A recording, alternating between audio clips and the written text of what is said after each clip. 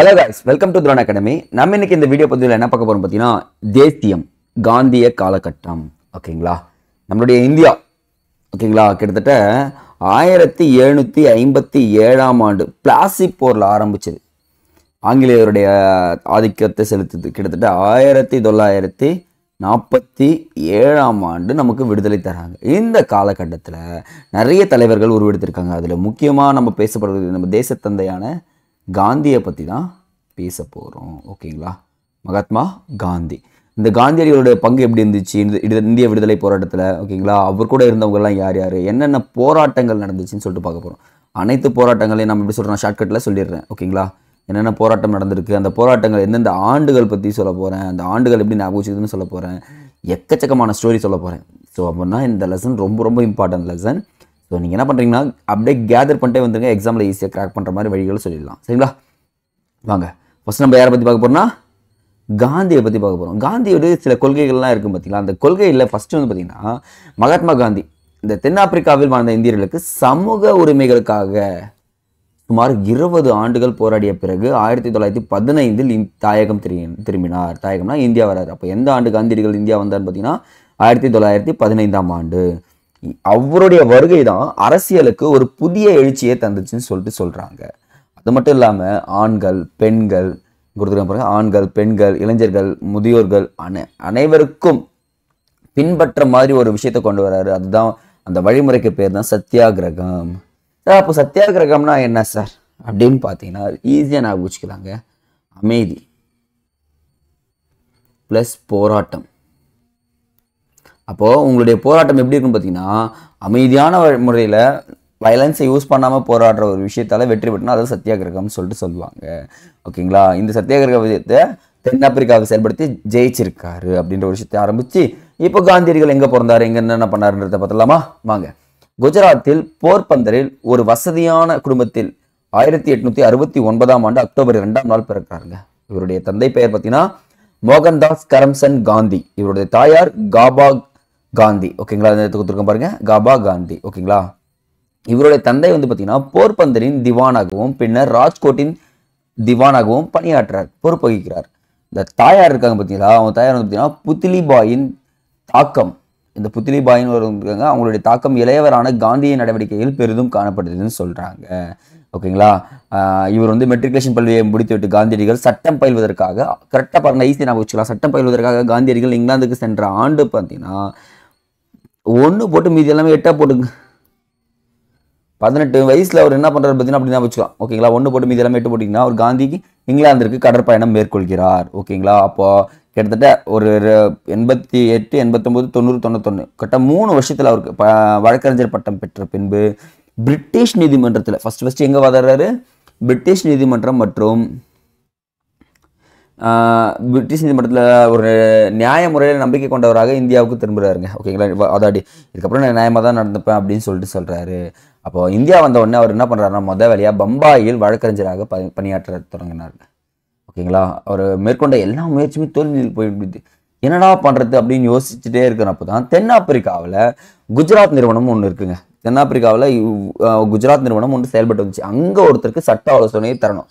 அப்போ காந்தியை தேர்ந்தெடுக்கிறாங்க. காந்தி நீங்கள் வரீங்களா, இங்கே சட்ட சேவை தேவைப்படுதுன்னு சொல்லிட்டு கூப்பிட்றப்போ காந்தி என்ன பண்ணுறாரு பார்த்தீங்கன்னா, சரிங்க இதோ வரங்க அப்படின்னு சொல்லிட்டு ஏப்ரல் 91 முடிச்ச ஒரு 2 வருஷத்துல எங்கே போகிறாரு, திருப்பியும் தென்னாப்பிரிக்கா போயிடுறாரு.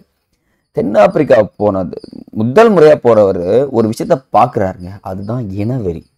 என்ன சார்ன்னு பார்த்தீங்கன்னா இனவெறியை எதிர்கொள்ள ஆரம்பிச்சிடுறாரு. இந்த டர்பைன்லேருந்து பிரிக்டோரியாவுக்கு ஒரு ரயில் பயணம் மேற்கொள்கிறாருங்க. அந்த போயிட்டே இருக்கும்போது பீட்டர் மாரிட்ஸ்பர்க் அப்படின்ற ரயில் நிலையத்தில் முதல் பெட்டியிலிருந்து காந்தியை வலுக்கட்டாயமாக வெளியேற்றுறாங்க.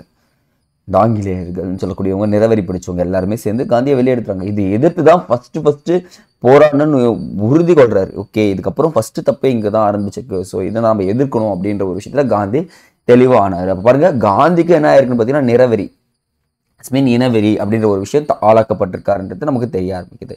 அப்போது காந்தியடிகள் ஒரு முடிவு எடுக்கிறாருங்க, இந்திய மக்களை ஒன்றாக கூட்டணும் அப்படின்னு சொல்லிட்டு ஒரு முடிவெடுத்து இந்த டிரான்ஸ்வாலில் அப்படின்னு சொல்ல ஒரு பகுதியில் இந்தியர்கள் கூட்டத்தை கூட்டி அவர்கள் தங்களுடைய குறைகளை எல்லாரும் என்கிட்ட சொல்லுங்க, அந்த குறைகள் களைவதற்கு நம்ம ஒரு அமைப்பு உருவாக்குவோம். அந்த அமைப்பு மூலமா நம்ம என்ன பண்ணலாம், கூட்டங்கள் நடத்தி சட்டங்கள் இப்போ இயற்றப்பட்ட சட்டங்களை மீறும் விதமாக நடக்கும் அநீதிகளுக்கு எதிராக நம்ம என்ன பண்ணலாம், மனுக்கள் கொடுத்து அந்த மனுக்கள் மூலயமா சரி பண்ணலாம் அப்படின்னு சொல்றாங்க. அப்போ டிரான்ஸ்வாலில் அதிகமாக வசித்தவர்கள் பார்த்தீங்கன்னா இந்தியர்கள் தான். அப்போ தலைவாரியாக 3 பவுண்டுகள் செலுத்த வேண்டியிருந்தது டிரான்ஸ்வாலியில் வசித்தவர்கள். அவர்களுக்கென குறிப்பிட்ட பகுதிகள் விடுத்து வேறு இடங்களுக்கு அவர்களே சொந்தமாக நிலத்தை வச்சுக்கூடாது, அந்த இடத்துல தான் இருக்கணுன்றதையும் சொல்லியிருந்தாங்க. அப்போது இரவு 9 மணிக்கு மேலே என்ன பண்ணக்கூடாது, நீ எங்கேயுமே வெளியே போகக்கூடாது, அப்படி வெளியே போனீங்கன்னா உன்னை அரெஸ்ட் பண்ணுவேன் அப்படின்ற ஒரு விஷயமும் வச்சுருந்தாங்க. இந்த நியாயமற்ற சட்டங்களை எதிர்த்து பாருங்களேன், 3 பவுன் தரணும், வெளியிடங்கள் போய் சொத்து வாங்கக்கூடாது, அதெல்லாம் வெளியே இடத்துக்கு போகக்கூடாது, 9 மணிக்கு மேலே வெளியே போகக்கூடாது. இந்த 3 விஷயத்தையும் சொன்னால் கோவம் வருமா வராதா? இந்த நியாயமற்ற சட்டங்களை எதிர்த்து தான் என்ன பண்ணுற பார்த்தீங்கன்னா போராட்டத்தை தொடங்குறாங்க. ஓகேங்களா? ஆனால் அந்த போராட்டத்தை தொடங்கிறதுக்கு முன்னாடி காந்தியடிகளுக்கு சிலருடைய தாட்ஸ் வந்து ரொம்ப இழுக்கப்படுது. அதுவும் பார்த்தீங்கன்னா டால்ஸ்டாய்ன்றவர் வந்து பார்த்தீங்கன்னா ஜான் ரஸ்கின் 2வது, இவருடைய எழுத்துக்கள் அறிமுகம் கிடைக்குது காந்தியடிகளுக்கு. இப்போ டால்ஸ்டாயும் ஜான் ரஸ்கின் தான் இவங்களுடைய ஆர்வத்தை தூண்டான்னு சொல்லலாம். இவர் வந்து பார்த்தீங்கன்னா நோட் பண்ணுங்கள், கடவுளின் அரசாங்கம் முன்னில் உள்ளது. ஓகேங்களா? ஃபஸ்ட்டு கடவுளின் அரசாங்கம் முன்னில் உள்ளது என்ற புத்தகத்தை எழுதியவர் தான் டால்ஸ்டாய். அவர் தான் எழுதியிருக்காரு. ஆன் டு தி லாஸ்ட் அப்படின்னு சொல்லிட்டு ஒரு புத்தகத்தை எழுதியிருப்பாரு ஜான் ரஸ்கின். ஓகேங்களா? அது தவிர தாரோவின் சட்ட மறுப்பு தாங்க ரொம்ப ரொம்ப அவருடைய தாக்கத்தை ஏற்படுச்சுன்னு சொல்லுவோம். இதை தான் வச்சு என்ன பண்ணார், அவர் கடைசி வரைக்குமே சிவில் டிஸ்ஒபீடியன்ஸ் மூவ்மெண்ட்னு சொல்லக்கூடிய இயக்கங்களை தொடங்கியிருக்காரு. பெரும் தாக்கத்துக்கு உள்ளானாருங்க. அப்போது அந்த ரஸ்கின் எழுதினார் பார்த்தீங்களா அந்த புத்தகம், கடவுளின் அரசாங்கம் முன்னில் உள்ளதுன்னு ஆன் டு தி லாஸ்ட்ன்னு சொல்லிட்டு ஜான் ரஸ்கின் எழுதியிருப்பாரு. பெரிதும் ஈர்க்கப்பட்ட அவர் அந்த ஃபீனிக்ஸ் குடியிருப்பை எங்கன்னு பார்த்தீங்கன்னா தென்னாப்பிரிக்காவில், நோட் பண்ணுங்க, தென்னாப்பிரிக்காவில் ஃபீனிக்ஸ் குடியிருப்பை 1905ஆம் ஆண்டும், டால்ஸ்டாய் குடிப்பண்ணையை 1910ஆம் ஆண்டும், கிட்டத்தட்ட 5 வருஷம் கேப். இப்போ 1905ஆம் ஆண்டு ஃபீனிக்ஸ் குடியிருப்பு, அது அடுத்த ஒரு 5 வருஷம் கேப்ல என்ன பண்ணியிருக்காரு பாருங்க, 1910ஆம் ஆண்டு. ஓகேங்களா? அந்த டால்ஸ்டாய் பண்ணையும் நிறுவுறாங்க. ஓகேங்களா? நிறுவி சமத்துவம், சமூக வாழ்க்கை, செய்யும் தொழில் மீது மரியாதை இருக்கணும். இங்கே பாருங்க, இங்கே சொல்லியிருக்காரு, செய்யும் தொழிலில் மரியாதைலாம் என்ன பண்ண முடியாது, எதுலையுமே ஜெயிக்க முடியாதுன்ற விஷயத்தை அவர் அப்போவே சொல்லியிருக்காரு. ஆகிய நற்பண்புகளை குடியிருப்பில் ஊக்கப்படுத்துறாரு. யாரு? நம்மளுடைய காந்தியடிகள். இதுதான் சத்தியாகிரகத்துக்கு பயிற்சிகளாக அமையுது. அப்போ என்னன்னா இங்கே ஆரம்பிச்சது தென்னாப்பிரிக்காவில் ஒரு செயல் உக்தியாக சத்தியாகிரகம் செயல்படுது. நியாயமற்ற சட்டங்களை எதிராக அமைதி பேரணிகளாக நடத்தி பரப்புரைகள் எதிர்ப்பு தெரிவிக்கும் வகையில் தாங்களாகவே முன் வந்து என்ன பண்ணுறாங்க பார்த்தீங்கன்னா கைதாகிறாங்க. ஓகே, நானே வந்து அரெஸ்ட் ஆகிறேன், ஆனால் நான் இந்த சட்டத்தை எதிர்ப்பேன், நீ போட்ட சட்டம் தப்பு. அது இல்லாமல் இன வேறுபாடு பார்க்காதீங்க, இவங்க வந்து தாழ்ந்தவன் வந்து உயர்ந்தவன் அப்படின்னு சொல்லிட்டு பார்க்காதுங்க. அது இல்லாமல் குடிபெயர்ந்தவரை அந்த பதிவு செய்வாங்க பார்த்தீங்களா, அந்த அலுவலகம் ஒன்று போயிட்டு எல்லாருமே என்ன பண்ண ஆரம்பிச்சிடுறாங்க பார்த்தீங்கன்னா ரொம்ப போராட்டம் பண்ண ஆரம்பிச்சிடுறாங்க. அது இல்லாமல் காவல்துறையின் வன்முறை கட்டவிழ்த்து விடப்படுகிறதுங்க. எல்லாருமே என்ன பண்ணுறாங்க பார்த்தீங்கன்னா அரெஸ்ட் பண்ணுறாங்க. ஆனால் அதெல்லாம் இவங்க பொருட்படுத்தலை. எனக்கு தேவை நியாயம் கிடைக்கணும், அந்த நியாயத்துக்காக நான் எவ்வளோ வேணுமோ பாடுபடுவேன்ற இந்த விஷயத்தில் தெளிவாக இருந்தவங்க யாருன்னா இவங்க தான். சரிங்களா? அப்போ காந்தியடிகள், இதர தலைவர்கள், தொழிலதிபர்கள், தெருவோர வியாபாரிகள் எல்லாருமே என்ன பண்ணுறாங்க பார்த்தீங்கன்னா கைது செய்யப்படுறாங்க. ஆனால் இது பொருட்படுத்தாமல் திருப்பியும் போராட்டத்தில் ஈடுபடுறாங்க. கடைசியாக தென்னாப்பிரிக்கா கவர்மெண்ட் வந்துடுறாங்க. இந்த ஒப்பந்த தொழிலாளர்கள் மீது விதிக்கப்பட்ட தலைவரி, அந்த வரியை நீக்கிறாங்க. எந்த ஒப்பந்தத்தின் படி பார்த்தீங்கன்னா ஸ்மட்ஸ் காந்தி ஒப்பந்தத்தின் படி. நோட் பண்ணுங்க, தென்னாப்பிரிக்காவில் எந்த ஒப்பந்தம் காந்திக்கும் ஸ்மட்ஸ்க்கும் நிறைவேறினா ஸ்மட்ஸ் காந்தி ஒப்பந்தம் நடக்குது. இது மூலமாக தலைவரின்ற வரியை நீக்கிறாங்க. இதுதான் எக்ஸாம் பாயிண்ட் ஆஃப் வியூவில் நீங்கள் தெரிஞ்சுக்க வேண்டிய இம்பார்ட்டன்ட் பாயிண்ட். ஓகேங்களா? அப்போ இங்கே ஜெயிச்சிட்டாரா? அப்போ சவுத் ஆப்பிரிக்காவில் என்ன பண்ணுறாரு, ஒரு சத்தியாகிரகம் நடத்தி அவர் வெற்றியும் பெற்று விடுறாரு. ஓகேங்களா? அடுத்தது அவர் அங்கே அந்த வெற்றியை நடத்த விஷயம் முடிஞ்ச உடனே இந்தியாவில் கால் பதிக்கிறாரு. நம்ம ஏற்கனவே பார்த்துருப்போம், காந்தியடிகள் இந்தியாவிற்கு வந்த ஆண்டு எப்போ, 1915ஆம் ஆண்டு காந்தியடிகள் இந்தியாவுக்கு வருகை புரிகிறார். இங்கே வருகை புரிந்த உடனே ஒரு விஷயம் நடக்குதுங்க. இங்கே பாருங்க, காந்தியடிகள் இந்தியா வந்த உடனே ஒருத்தரை போய் சந்திக்கிறார். அவர் தான் கோபாலகிருஷ்ண கோகலே. அவர் மீது ஒரு நல்ல ஒரு மரியாதை வச்சிருக்காரு. அந்த மரியாதையின் காரணமாக அவர் ஒரு பேச்சு சொல்றாரு, காந்தி நீ என்ன பண்ற, இந்தியா முழுக்க போய் சுத்தி வா, இந்தியா முழுக்க போய் சுத்தி வரும்போது அங்க இருக்கிற மக்களுடைய பிரச்சனைகளை பாரு அப்படின்னு சொல்றாரு. அந்த அவர் சொன்னதை கேட்டவொடனே அவருடைய அரசியல் குருவாக ஏற்கிறார் காந்தி. அப்போ காந்தி யாரை அரசியல் குருவாக ஏற்கிறார் பார்த்தீங்கன்னா கோபாலகிருஷ்ண கோகுலேவே தான் அரசியல் குருவாக ஏற்கிறார். ரொம்ப ரொம்ப இம்பார்ட்டன்ட் பாயிண்ட் நோட் பண்ணுங்க. இப்போ காந்தியின் அரசியல் குருன்னு கேட்டால் யாரை சொல்லணும், கோபாலகிருஷ்ண கோகலே. ஓகேங்களா? அவருடைய அறிவின்படி தான் ஃபுல்லாக சுற்றி நடைபயணம் பண்ணி மக்கள் படும் துயரங்களை பார்க்குறாரு. ஆனால் தமிழ்நாட்டில் வந்து ஒரு ஸ்பெஷல் என்னன்னு பார்த்தீங்கன்னா இந்த கோட் ஷூட்லாம் போட்டு கட்டிட்டு அவர் வேட்டிக்கு மாறுறாரு, பாரம்பரிய விஷயத்துக்கு வர்றாரு. அப்போ தான் காதின்ற ஒரு விஷயமும் வர ஆரம்பிக்கும். ஓகேங்களா? அப்போ வேட்டி கட்டு என்ன பண்ணுறாரு, வர ஆரம்பிச்சிடுறாரு. ஓகேங்களா? இதுதான் அவருடைய நிலைமையை மாற்றுதுன்னு சொல்கிறாங்க. அப்போ ஃபஸ்ட்டு அவர் இந்தியாவில் பண்ண முதல் சத்தியாகிரகா எதுன்னு பார்த்தீங்கன்னா சம்பரான் சத்தியாகிரகா. நோட் பண்ணுங்கள், ரொம்ப ரொம்ப இம்பார்ட்டன்ட். என்னன்னா இந்த சம்பரான்ன்றது எங்கே இருக்குன்னு பாருங்கள். ஒரு ஸ்டோரி பேசிஸில் பீகாரில் உள்ள சம்பரான். ஓகேங்களா? பீகாரில் சம்பரான் ஒரு மாவட்டம் இருக்குது. அந்த மாவட்டத்தில் தின்காத்தியா அப்படின்ற ஒரு சிஸ்டத்தை அறிமுகம் பண்ணுறாங்க. இந்த தின்காத்தியான்றது பார்த்தீங்கன்னா இந்திய விவசாயிகளில் 20 நிலத்தில் 20 3 பங்கு இங்கே கொடுக்குறோம் பாருங்க.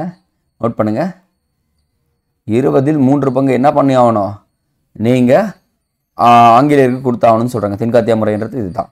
ஓகேங்களா? அவுரி அந்த மீன் இண்டிகோ நம்ம பார்த்துருப்போம் ப்ரீவியஸ் செஷனில் காலனித்துவத்துக்கு தேசிய தோற்றம்னு சொல்லிட்டு அந்த செஷனில் இண்டிகோ கிளர்ச்சின்னு சொல்லிட்டு 1859 நடந்துச்சு. ஞாபகங்களா? வங்காளத்தில் சேம் தான் இங்கேயும்.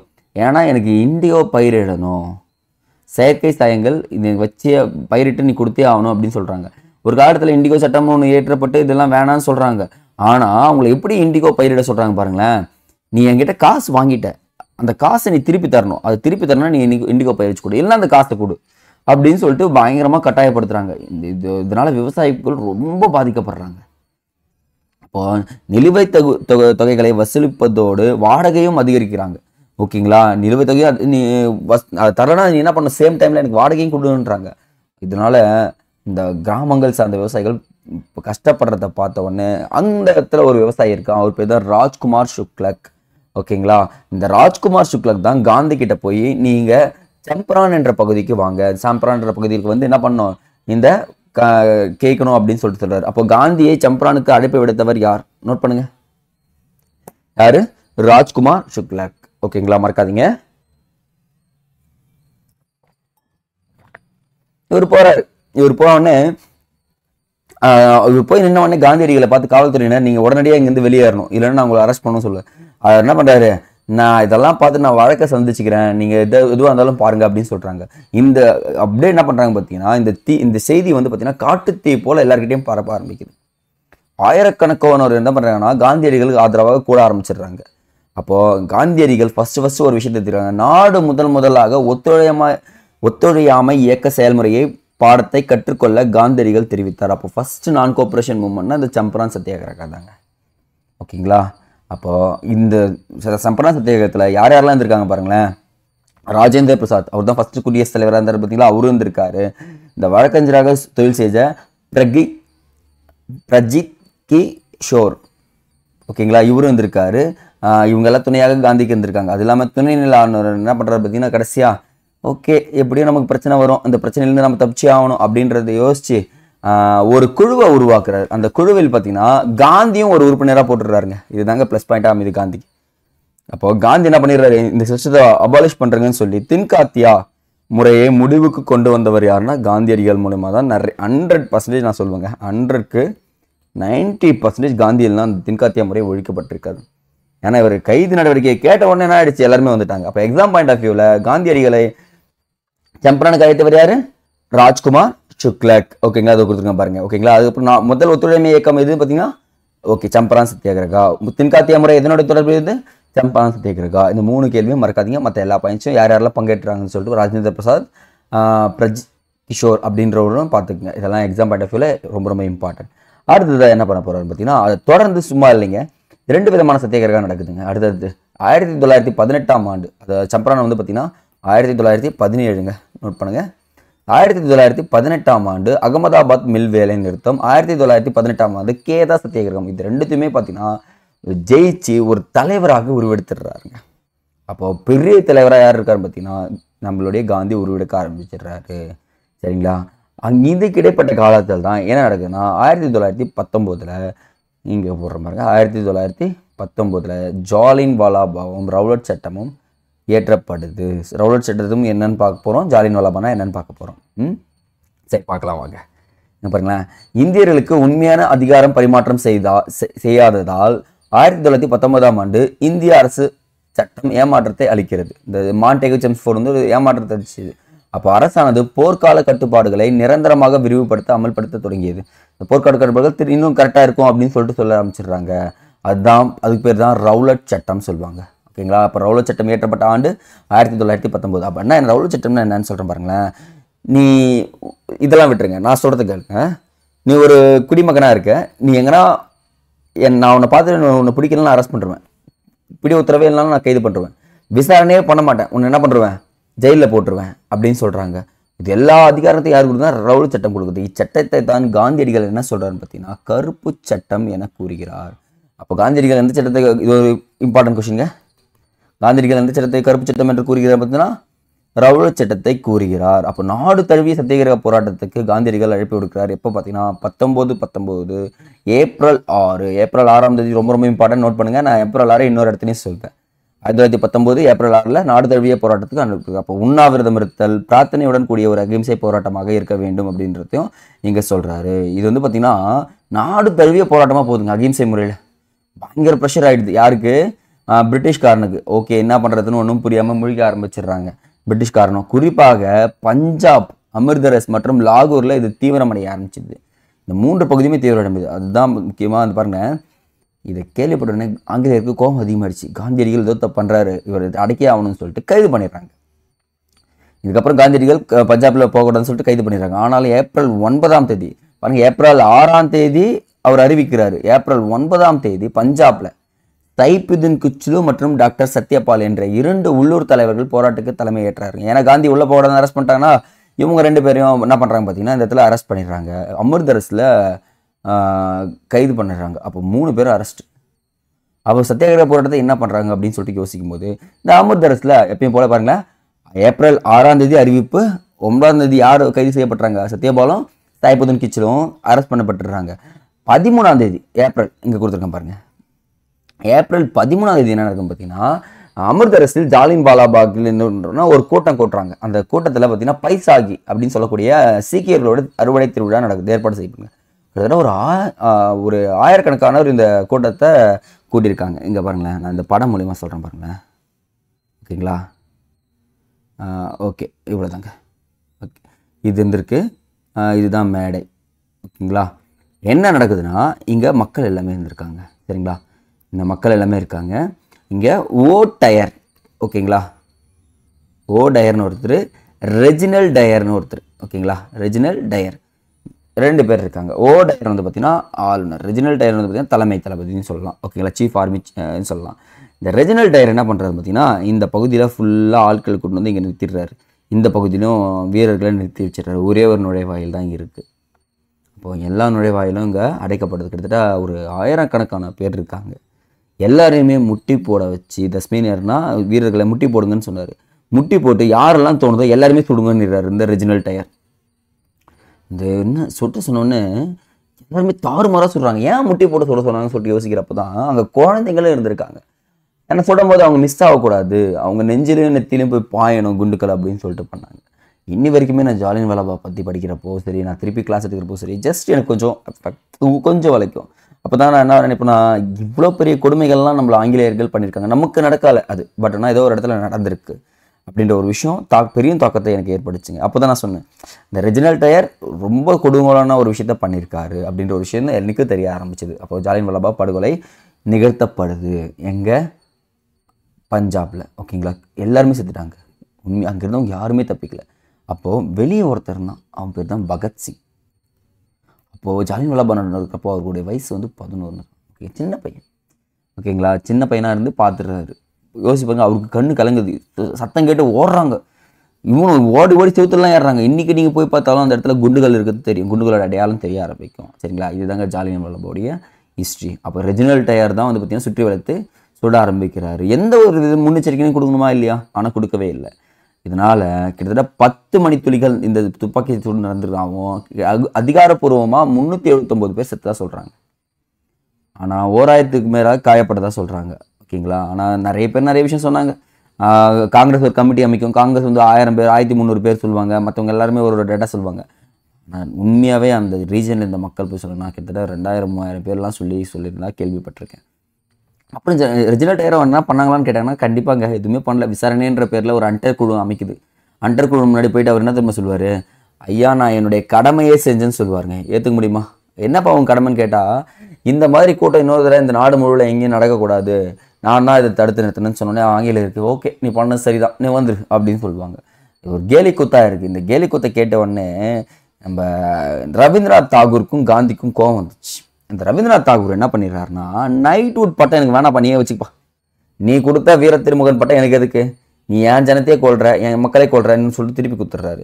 அதே மாதிரி காந்தியடிகள் வர்றாரு, கேசர் இ இந்த் அப்படின்ற ஒரு பட்டத்தை திருப்பி கொடுத்துட்றாரு, நீயே வச்சுக்கோ, என்னடா நீங்கள்லாம் பட்டம் கொடுத்து என்னடா போதும் என் மக்களை கொண்டுட்டு பிறகு அப்படின்ற ஒரு விஷயத்த தெளிவாக சொல்லி முடிச்சிடுறாங்க. இந்த ஜாலியன் வாலாபாக் படுகொலை, ரவுலட் சட்டம் போட்ட உடனே ஜாலியன் வாலாபாக் படுகொலை நடக்குது. இந்த ஜாலியன் வாலாபாக் படுகொலை முடிஞ்ச உடனே ரொம்ப அதே இந்தியா ஃபுல்லாக குமரிட்டாங்க. காந்தியடிகளும் எதிர்ப்பு தெரிவிக்க ஆரம்பிச்சிட்டாங்க, எல்லாருமே தெரிவிக்க ஆரம்பிக்கிறாங்க. இன்பிட்வீன் கேப்பில் உலகப்போர் 1918 முடிவு பெற்றுச்சு. இந்த முடிவு பெற்றவொடனே இஸ்லாமியர் மத தலைவர் ஒருத்தர் இருப்பாருங்க. யாருங்க? இஸ்லாமியர்களுக்கு மத தலைவர் இருப்பார். அவர் பேர் என்ன சொல்லுவாங்கன்னா துருக்கியின் கலீஃபான்னு சொல்லுவாங்க. இந்த கலீஃபாவை கூப்பிட்டு என்ன பண்ணுவாங்கன்னா ரொம்ப கடுமையாக நடத்துவாங்க, நாடு கடத்திடுவாங்க. உண்மையாக உனக்கு கிலாஃபாத் அந்த கலீஃபான்ற பட்டம் இருக்காதுன்னு சொல்லிடுவாங்க. அப்போதான் முதல்ல கிலாஃபாத் இயக்கத்தை தொடங்கலாம்னு சொல்லிட்டு உலகம் முழுக்க இருக்க இஸ்லாமியர்கள் ஒன்றாக கூடுவாங்க. அப்போ இந்தியாவில் 2 பேருங்க, சரிங்களா, மௌலானா முகமது அலி, மௌலானா சவுகத் அலி அப்படின்ற அலி சகோதரர்கள் 2 பேருமே கிலாஃபத் இயக்கத்தை 1919 தொடங்கலாம்னு சொல்லிட்டு ஒரு திட்டம் தீட்டுறாரு. திட்டம் தீட்டுறப்போ காந்தியடிகளுக்கு ஒரு யோசனை வருது, இது வரைக்கும் இந்து முஸ்லீமும் ஒற்றுமையாக செயல்படவே இல்லை, நம்ம என்ன பண்ணலாம் பார்த்தீங்கன்னா இவங்க 2 பேரும் ஒன்றாக இணைக்கிற ஒரு வாய்ப்பாக நம்ம கருதலாம் அப்படின்னு சொல்லிட்டு 1919 நவம்பர் மாதம், நோட் பண்ணுங்க, நவம்பர் மாதம் தில்லியில் ஒரு அகில இந்திய கிலாஃபத் இயக்க மாநாட்டுக்கு அவர் தலைமை தாங்குறாருங்க. அங்கே தலைமை தாங்கி என்ன பண்ணுற பார்த்தீங்கன்னா அவர் உரை ஆற்றுறாரு. ஆனால் அதுக்கு முன்னாடி ஒரு 3 முழக்கங்கள் முழக்கப்படுது.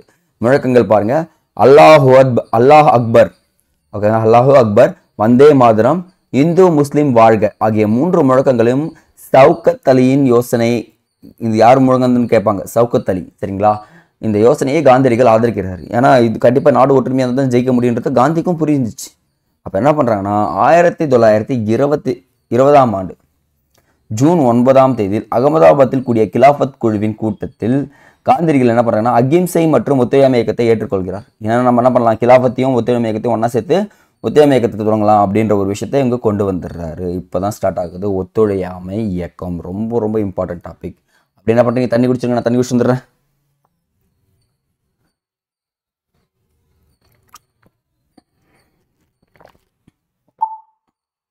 ஓகேங்க, எப்பவுமே நமக்கு இந்த காங்கிரஸுக்கு வந்து ஒரு விஷயம் இருக்கும், சிறப்பு கூட்டம்னு ஒரு கூட்டம் எப்பவுமே நடத்துவாங்க.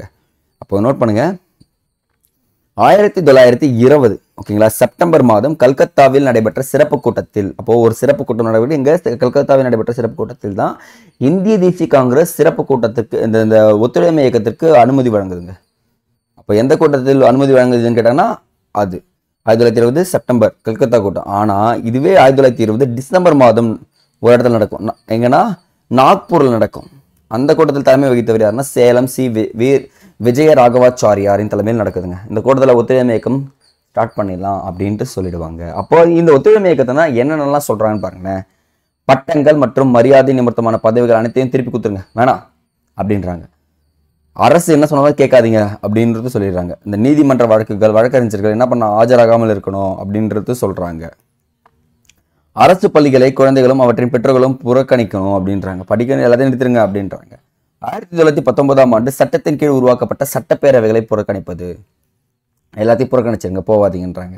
அந்த அரசு விருந்து நிகழ்ச்சிகள் இருக்கும் பார்த்தீங்களா, அந்த நிகழ்ச்சிகள் இதர அரசு விழாக்கள் பங்கேற்பதில்லை என முடிவு செய்கிறாங்க. முக்கியமாக அந்த குடிமை பணி சொல்லுவாங்க பார்த்தீங்கன்னா, சிவில் சர்வீஸ், அந்த இராணுவ பதிவுகளை யாருமே ஏற்கவே கூடாதுன்னு சொல்லுவாங்க. சரிங்க, அந்த அந்நிய பொருட்களை புறக்கணிப்பது மற்றும் உள்ளூர் பொருட்களை ஊக்கம் தரும் சுதேசி இயக்க கொள்கையை பரப்புவது, இந்த எல்லா விஷயத்தையுமே எங்கே கொண்டு வரணும்னு பார்த்தீங்கன்னா ஒத்துழையாமை இயக்கத்தில் தீர்மானங்களாக கொண்டு வந்து வைக்கிறாங்க. இது பெரும் தாக்கத்தை ஏற்படுது ஆங்கிலேயருக்கு. என்னடா அது இப்படி பேச ஆரம்பிச்சிட்டாங்களே, நம்ம என்னடா பண்ண போகிறோம் அப்படின்ற ஒரு விஷயம் தெரிய ஆரம்பிச்சுது அவங்களுக்கு, சரிங்களா. இதை தெரிஞ்ச உடனே காந்தி இன்னொரு விஷயம் இருக்கிறது, வரிகொடா இயக்கமும் சௌரி சௌரான் சம்பவமும், ஓகேங்களா. அப்போ 1922 பர்தோலியில், ஓகேங்களா, பர்தோலியில் என்ன பண்ணுறேன்னா வரிகொடா இயக்க பிரச்சாரத்தை காந்தியடிகள் அறிவிக்கிறார். இனிமேல் வரி எதுவுமே செலுத்தாதீங்க, ஓகேங்களா அப்படின்னு சொல்றாரு. அதுவும் குறிப்பாக விவசாயிகள் மத்தியில் ஒரு பெரும் தலைவராக உருவெடுவதற்கு எந்த இயக்கம் இருந்துச்சு பார்த்தீங்கன்னா அந்த வரிகொடா இயக்கம் தாங்க. அப்போ நாடு தழுவிய சுற்றுப்பயணத்தை மேற்கொள்ள ஆரம்பிச்சிடுறாரு, ஓகேங்களா. அவர் போற இடம் எல்லாமே இந்த அந்நிய துணிகள் இருக்கு பார்த்தீங்களா, அந்த அந்நிய துணிகளை எல்லாமே போட்டு எரிக்கிறாங்க. அரசு வேலைகளை துறக்கிறாங்க. மாணவர்கள் பெரும் எண்ணிக்கையில் கல்வியை கைவிட்டு என்ன பண்றாங்க, உன் கூட வரேன்னு சொல்லிட்டு வந்து நின்றுறாங்க. இதனுடைய தாக்கம் தான் அந்த வேல்ஸ் இளவரசர் அப்படின்ற ஒருத்தர் பார்த்தீங்கன்னா இந்திய பயணம் வராரு. அவருடைய அவரை வரவே கூடாது, அவர் நம்ம சந்திக்கவே கூடாதுன்னு சொல்லிட்டு புறக்கணிப்பு நடந்து வெற்றிகரமாக முடிக்கிறாங்க. புறக்கணிப்புன்றது நடந்தது. ஓகேங்களா. ஆனால் இந்த வரிகுடா இயக்கத்தில் ஜெயிச்சவங்க ஒத்துழைமை இயக்கம் போயிட்டு தான் இருக்கு.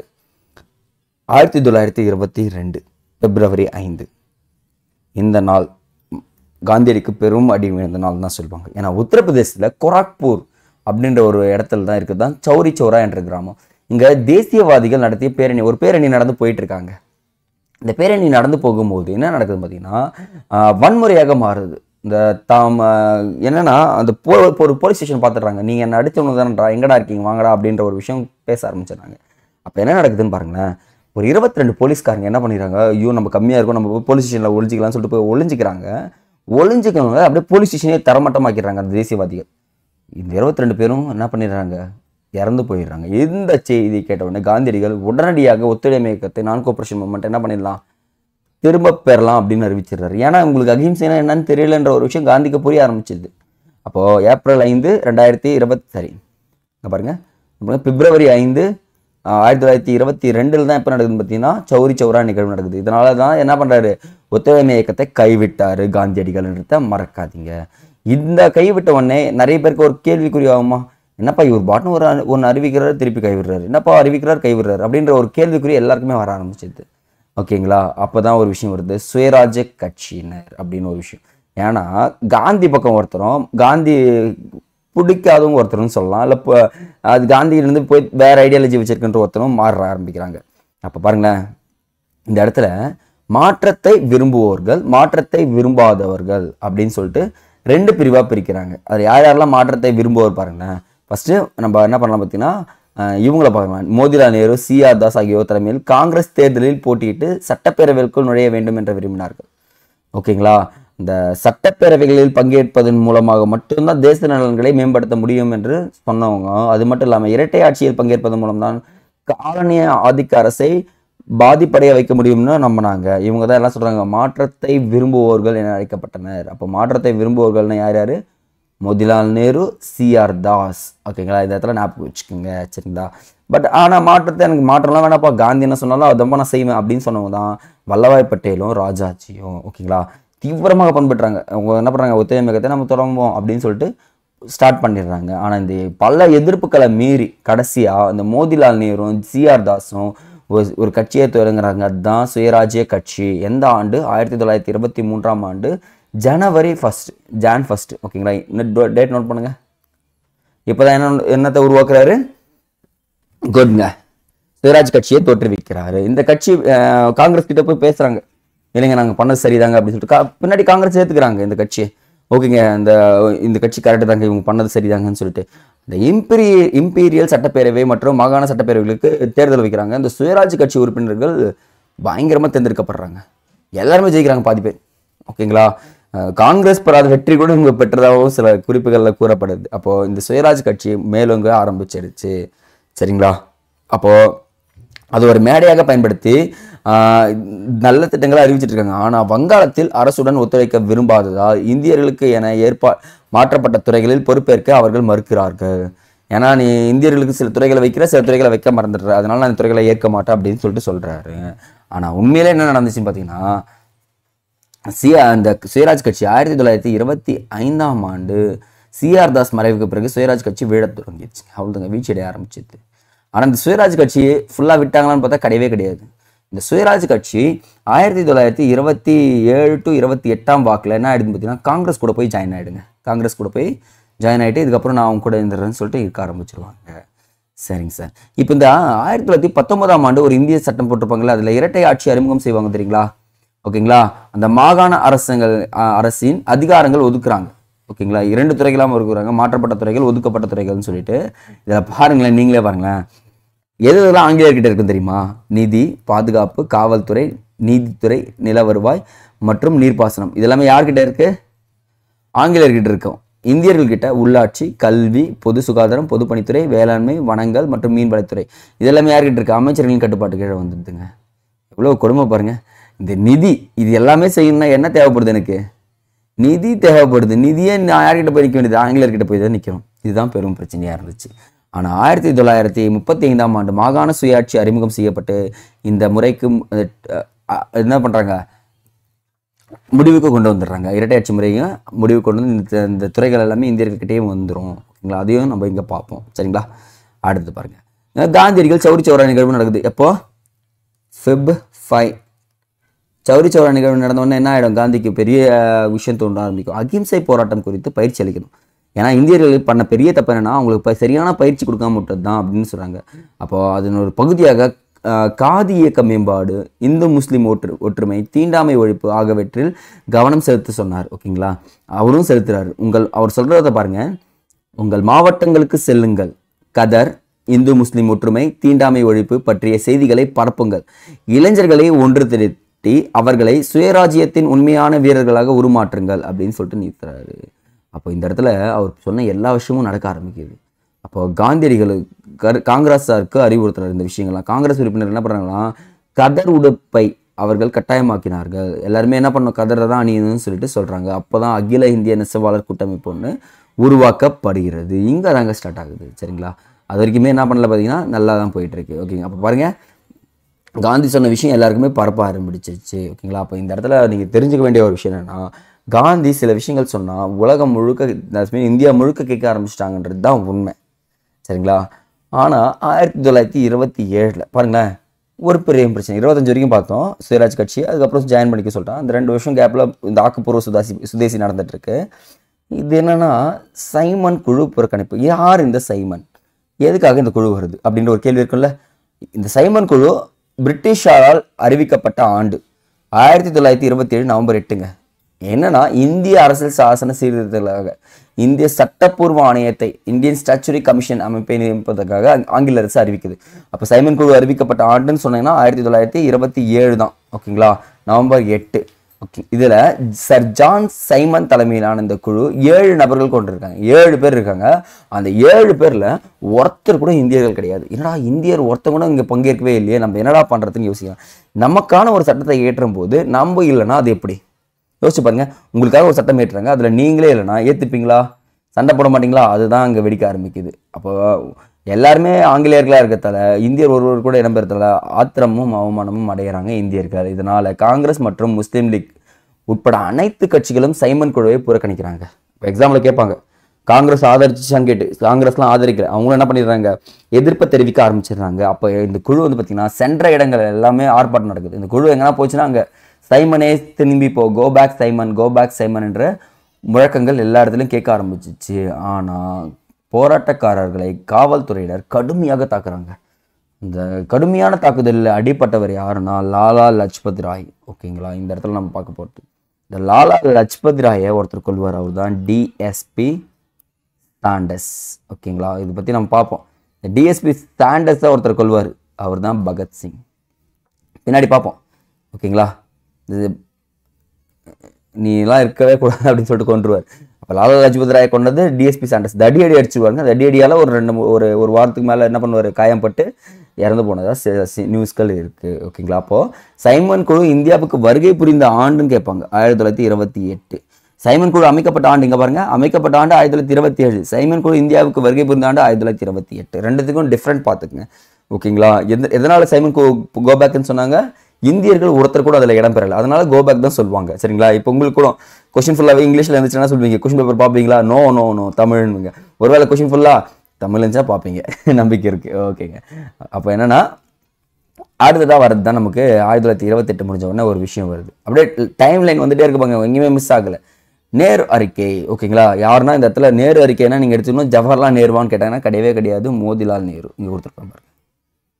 ஓகேங்களா, நீ என்ன எனக்கு அரசியல் சாசனம் அமைக்கிறது நானே அமைச்சிக்கிறேன்னு சொல்லிட்டு அனைத்து கட்சி மாநாடு நடைபெறுது. எப்போ 1928. அந்த கொள்கை பார்த்தீங்கன்னா அரசியல் சாசன வரைவுக்காக ஒரு திட்டம் தீட்டுறாரு. யாரோட தலைமையில் பார்த்தீங்கன்னா நேருவோட தலைமையில். அதுதான் நேரு அறிக்கை அப்படின்ற அழைக்கப்படுகிறது. நீங்கள் எக்ஸாம் பாயிண்ட் வச்சுக்கணும், மோதிலால் நேரு நிறைய பேர் நினச்சிங்கன்னா மறந்துடுங்க. இதுக்கப்புறம் ஜவஹர்லால் நேரு தான். ஓகேங்களா, அவருடைய கோரிக்கைகள் என்னவா இருக்கு பாருங்களேன், நோட் பண்ணிட்டே வரீங்களா? இந்தியாவுக்கு தன்னாட்சி அந்தஸ்து, டொமினியன் தகுதி வேணும் அப்படின்னு சொல்லிட்டு நேரு அறிக்கையில் கூறப்பட்டிருக்கு. அது இல்லாமல் சட்டப்பேரவை மற்றும் மாகாண சட்டப்பேரவைகளில் கூட்டு மற்றும் கலவையான வாக்காளர் தொகுதிகள் தேர்தல் நடக்கணும், கூட்டாக இருக்கணும், கலவையாகவும் இருக்கணும் அப்படின்ற விஷயம் சொல்கிறாங்க. ஏன்னா இந்துக்கள் இருந்தால் இந்துக்கள் மட்டுமே இருக்கக்கூடாது, சீக்கியர்கள், முஸ்லீம்கள் எல்லாருமே இடம்பெறணும்னு சொல்கிறாங்க. அதே மாதிரி மத்திய சட்டப்பேரவை முஸ்லீம்கள், மத்திய சட்டப்பேரவை மற்றும் முஸ்லீம்கள் சிறுபான்மையினராக உள்ள மாகாண சட்டப்பேரவைகளில் முஸ்லீம்களுக்கு இடஒதுக்கீடு உள்ளது போல இந்துக்களுக்கும் அவர்கள் சிறுபான்மையினராக உள்ள வடமேற்கு எல்லை, வடமேற்குனா பாகிஸ்தான் பக்கத்தில் இருக்க எல்லைகளும் என்ன பண்ண இடஒதுக்கீடு வேணும்னு சொல்லிட்டு கேட்குறாங்க. ஏன்னா அவங்க ஒவ்வொரு பகுதியில் வந்து பார்த்தீங்கன்னா நான் மைனாரிட்டின்னு சொல்லிட்டு கேட்குற மாதிரி இந்துக்களுக்கும் மைனாரிட்டின்னு சொல்லிட்டு கேட்கறதுக்கு இடஒதுக்கீடு கேட்கலாமே அப்படின்னு சொல்கிற ஒரு விஷயத்தை இங்கே கொண்டு வராங்க. அது இல்லாமல் பொது வாக்களிப்பு முறை, அடிப்படை உரிமைகளும் வழங்கப்பட்டது. அடிப்படை உரிமைகள் ஃபஸ்ட்டு கேட்கப்பட்டது இங்கே தான் சொல்லிட்டு சொல்கிறாங்க. அப்போ எக்ஸாம் பாயிண்ட் ஆஃப் வியூ இது ரொம்ப முக்கியம். ஆனால் மத்திய சட்டப்பேரவையில் இடஒதுக்கீடு வழங்குவது குறித்து ஜின்னா சட்டத்திட்டத்தை கொண்டு வந்தார். எனக்கு வந்து இப்போ நான் சொல்கிறது பார்த்தீங்கன்னா 1/3 எனக்கு கொடுத்துருங்கப்பா இடஒதுக்கீடு. 3 பேர் இருந்தாலும் அதில் ஒருத்த முஸ்லீமாக இருக்கணும்னு சொல்லிட்டு கேட்க ஆரம்பிச்சிடுறாரு. பட் ஆனால் இதுக்கு வந்து பார்த்தீங்கன்னா அவரை ஆதரித்த தேஜ் பகதூர் ஷாப்ரு அப்படின்றது பார்த்தீங்கன்னா இது பெருமாற்றத்தை தராது. ஏன்னா ஜின்னா கிட்ட போய் சொல்கிறாரு, வேணாம் வெயிட் பண்ணுங்க, இது வந்து பார்த்தீங்கன்னா பெருமாற்றத்தை தராது, வெயிட் பண்ணுங்க அப்படின்னு சொல்கிறாரு. ஆனால் அந்த அனைத்து கட்சி மாநாட்டில் என்ன நடக்குது பார்த்தீங்கன்னா எல்லாமே தோல்வி பெறுது. என்ன காரணம்னா ஜின்னா திடீர்னு விலகிடுறாரு. 14 அம்ச திட்டங்களை அறிவிக்கிறாருங்க ஜின்னா. அப்போது இந்து முஸ்லீம் ஒற்றுமையின் தூதராக பாராட்டப்பட்ட ஜின்னா பின் தனது நிலைப்பாட்டை மாற்றிக்கொண்டு முஸ்லீம்களுக்கு தனிநாடு வேணும் என்று கேட்க ஆரம்பிச்சிடுறாருங்க. ஓகேங்களா? அப்போ இந்து முஸ்லீம் ஒற்றுமையின் தூதர் என்ற ஜின்னாவை அழைத்தவர் யாருன்னா சரோஜினி நாயுடு. நோட் பண்ணுங்க. அப்போ இடத்துல எழுதிக்க, கொஞ்ச நேரம் தண்ணி குடிச்சிருங்க.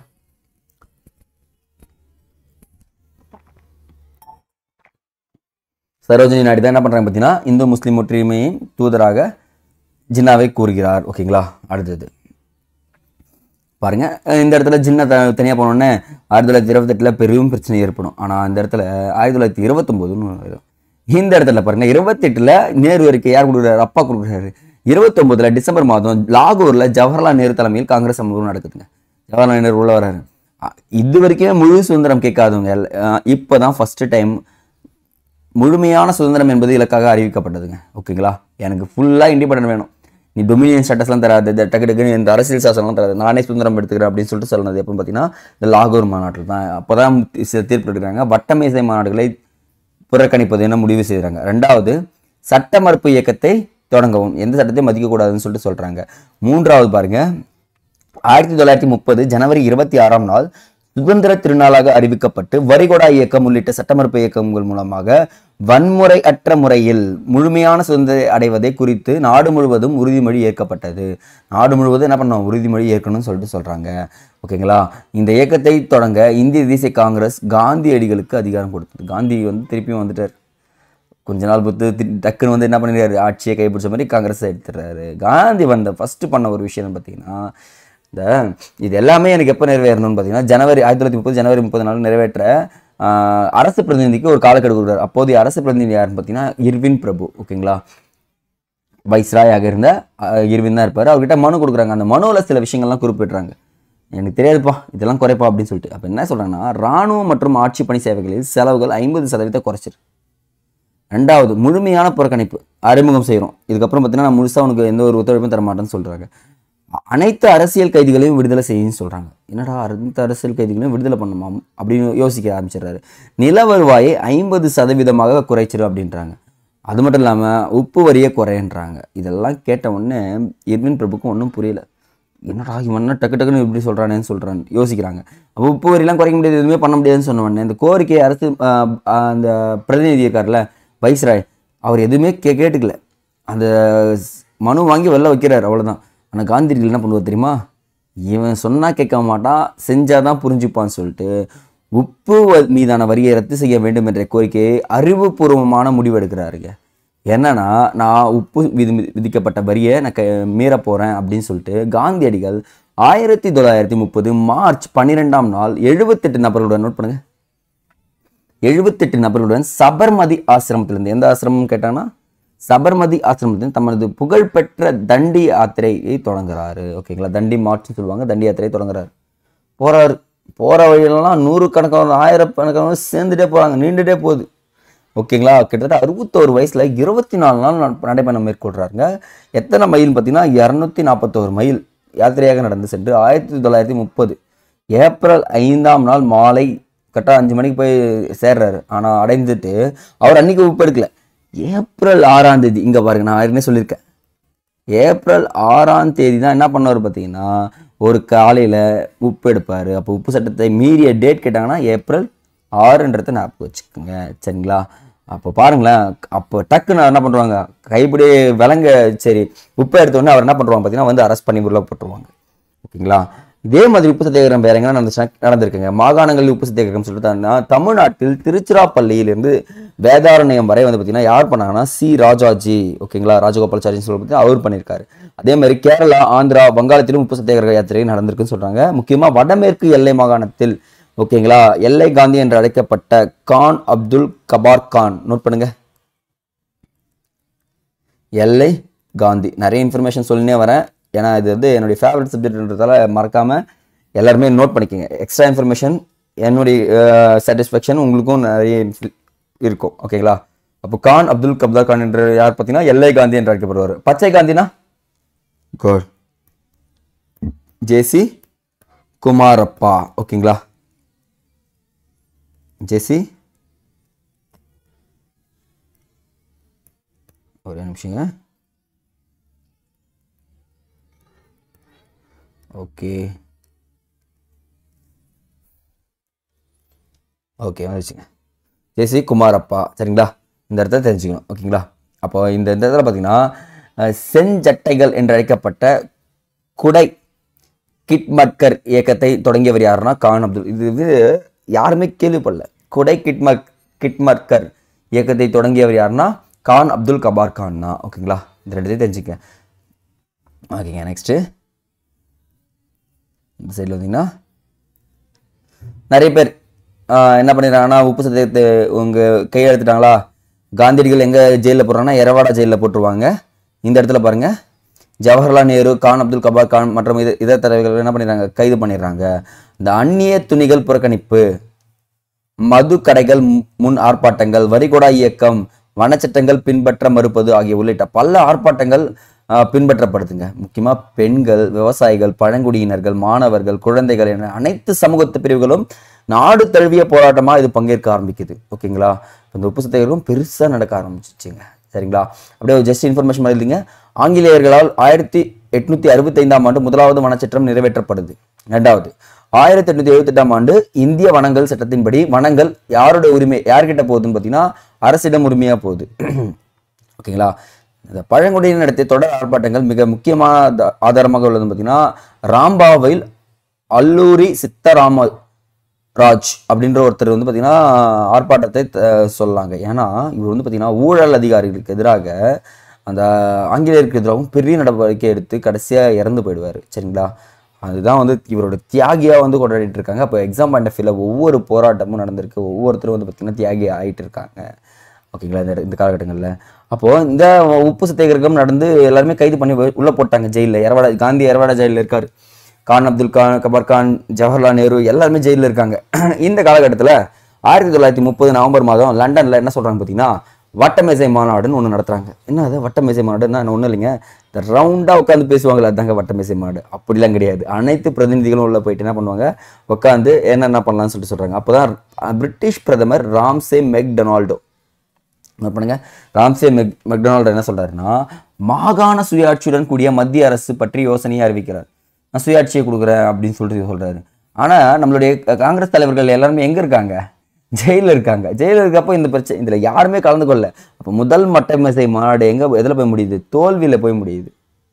சரி, ஏன்னா காங்கிரஸ் தலைவர்கள் எங்கே இருக்காங்க, ஜெயிலில் இருக்கிறது காரணத்தால். அப்போ இந்த இர்வின் பிரபுன்னு ஒருத்தர் பார்த்தோம் பார்த்தீங்களா, அந்த இர்வின் பிரபு கூட ஒரு ஒப்பந்தம் போடுறாங்க. இந்த என்ன சொல்கிறாருன்னா பேச்சுவார்த்தை நடத்துறாரு. எப்போனா 1931 மார்ச் 5ஆம் தேதி, ரொம்ப ரொம்ப இம்பார்ட்டன்ட் டேட் பண்ணுங்க. காந்திக்கும் இர்வினுக்கும் ஒரு ஒப்பந்தம் என்னன்னா வன்முறையில் ஈடுபடாத அனைத்து அரசியல் கைதிகளையும் உடனடியாக விடுதலை செய்வது.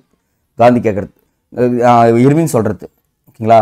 அப்படின்னா வன்முறையில் ஈடுபட்ட பகத்சிங் அதை பற்றி பேசவே இல்லை, சரிங்களா? அப்போது கைப்பற்ற நிலத்தை திரும்ப தரதுன்னு சொல்லிடுறாங்க ஆங்கிலேயர்கள். பதவி விலகிய அரசு ஊழியர்களுக்கு விஷயத்தில் நீக்கு போக்காக நடந்து கொள்கிறேன் அப்படின்னு சொல்லிடுறாங்க. இதெல்லாமே காந்தி ஏற்றுக்கிறாருங்க. இதாங்க காந்தி பண்ண பெரிய தப்புன்னு சொல்லுவேன் நான். ஏன்னா பகத்சிங்கை பற்றி இந்த ரெவல்யூஷனரியாக ஆக்டிவிட்டிஸ் பண்ண பற்றி புரட்சிகர தேசியவாதிகள் அவங்கள பற்றி ஒரு வார்த்தை கூட எடுக்கவே இல்லை. ஏன்னா காந்திக்கு என்ன பிடிக்காது, வயலன்ஸ் சுத்தமாக பிடிக்காது. வயலன்ஸ் நினைச்சிருந்தால் அந்த நாடு வந்து நல்லா இருக்காதுன்னு நினச்சி என்ன பண்ணுவார், அவங்கள பற்றி பேசாமே விட்டுருவார். இந்த இடத்துல தான் தோல்வியின் மிக உச்சன்னு சொல்லுவான். ஓகே, பார்ப்போம் அதை பற்றி நம்ம. அப்போ அது மட்டும் இல்லாமல் இந்த கடலோர கிராமங்களை சேர்ந்த மக்கள் என்ன பண்ணுறாங்க பார்த்தீங்கன்னா, உப்பு காய்ச்சலாம் அப்படின்னு சொல்லிடுறாங்க. ஓகேங்களா, அப்போ அதுக்கும் சேர்ந்து பண்ணிடுறாரு, ஒப்பந்தம் கொடுத்துருவாங்க, நீ உப்பு காய்ச்சிக்கோ, உப்பு மீது வரையும் நான் குறைச்சிட்றேன் அப்படின்னு சொல்கிறாரு. இதெல்லாம் கேட்டு காந்தி என்ன பண்ணுறாருன்னா, அவசரப்பட்டு நான் வரப்பா ரெண்டாவது வட்டமேசை மாட்டுக்கு அப்படின்னு சொல்லிட்டு 1931 செப்டம்பர் 7ஆம் நாள் நடந்த 2வது வட்டமேசை மாட்டுக்கு போகிறாருங்க. போன உடனே அங்கே ஒரு சின்ன பிரச்சனை. இந்த ராம்சே மெக்டொனால்டு தான் பிரித்தாடும் சுவிட்சி தெரியுமே. ஏன்னா முதல் வட்டமேசை மாநாட்டில் அம்பேத்கர் கலந்துக்கினார். அம்பேத்கர், ஜின்னாவும் கலந்துருப்பார் முதல் வட்டமேசை மாநாட்டில். ஜின்னா, இரட்டைமலை சீனிவாசன் கேள்விப்பட்டிருக்கீங்களா? இரட்டைமலை சீனிவாசன் முதல் வட்டமேசை மாநாட்டில் இவங்க 3 பேருமே கலந்துக்கினாங்க. 2வது வட்டமேசை மாநாட்டில் அம்பேத்கர் கலந்துப்பார். அம்பேத்கர் கிட்ட போய் சொல்லுவாங்க யார், ராம்சே மெக்டொனால்டோ, சிறுபான்மையினருக்கு தனி தொகுதிகள் வழங்குவதை காந்தி தரம்னு சொல்லிடுவார். ஆனால் இந்த சிறுபான்மையினருக்கு தனி தொகுதி தரேன், ஆனால் சுதந்திரம் தரலையேப்பா, நீ இதை பற்றி சுதந்திரத்தை பற்றி பேசலையாப்பா, இதெல்லாம் வேணாம்னு சொல்லிட்டு சொல்லுவார். ஆனால் அம்பேத்கர் என்ன சொல்லுவார், காந்திஜி எங்களுக்காக இப்போதான் ஒரு விடுதல் வந்திருக்கு, வெயிட் பண்ணுங்க சொல்லுவார். ஆனால் காந்திக்கும் அம்பேத்கருக்கும் அப்பவே பிரிச்சு வந்துடும்.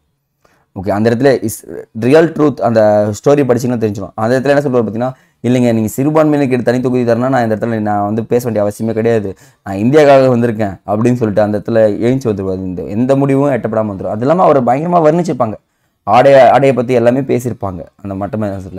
அங்கேருந்து வந்தவர் என்ன பண்ணுறாரு பார்த்தீங்கன்னா, இந்தியா திரும்பிய காந்தியடிகள் சட்ட மறுப்பு இயக்கத்தை மீண்டும் கையில் எடுக்கிறாரு. என்னப்பா இப்போ தான் விட்டு போனார், திருப்பியும் பார்த்தா கையில் எடுக்க ஆரம்பிச்சிடுறாரு. ஓகேங்களா, ஆனால் என்ன ஆயிடுச்சு, ஆங்கிலேயர்கள் நீ கையில் தோணே இந்த பட்டயத்துறை சட்டம் அமல்படுத்தப்பட்டு 1932ஆம் ஆண்டு ஜனவரி 4ஆம் தேதி காந்தியடிகள் கைது செய்யப்படுகிறார்.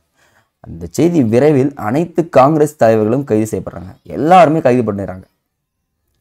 ஓகேங்களா, அப்போ என்ன ஆயிடுச்சு, 2வது வட்டமேசை மாநாடு ஃபெயிலியர். ஆனால் இவனுங்க பாருங்களேன், ஏற்கனவே கலந்துக்கினாங்க, ஃபெயிலியர் ஆகிடுச்சு, கலந்துக்காமையும் ஃபெயிலியர் ஆகிடுச்சு, திருப்பியும் எல்லாம் முடிச்சு அரெஸ்ட் பண்ணி உள்ளே போட்டுடுறேன். 1932 என்ன பண்ணுறேன், நவம்பர் 17ஆம் டேட்லாம் தெளிவாக இருக்குங்க. நவம்பர் 17லேருந்து டிசம்பர் 24 டேட், ஏன்னா நீங்கள் எழுதும்போது தெளிவாக இருக்கணும். 3வது வட்டமேசை மாநாடு நடத்துகிறாங்க. இந்த வட்டமேசை மாநாடு என்ன பண்ணுறாங்கன்னா, காங்கிரஸ் கட்சி பங்கேற்கவில்லை. ஏன்னா எல்லாம் எங்கே இருக்காங்க, ஜெயிலில் இருக்காங்க. ஆனால் அவன் ஜெயிலில் இருக்கும் போதும் பாருங்கள், ராம்சே மெக்டொனால்டோ சூப்பராக ஒரு விஷயத்த சொல்லிடுறாரு, நான் வகுப்பு வாரி இடஒதுக்கீட்டை தெரிவிச்சிடுறேன் அப்படின்றாரு.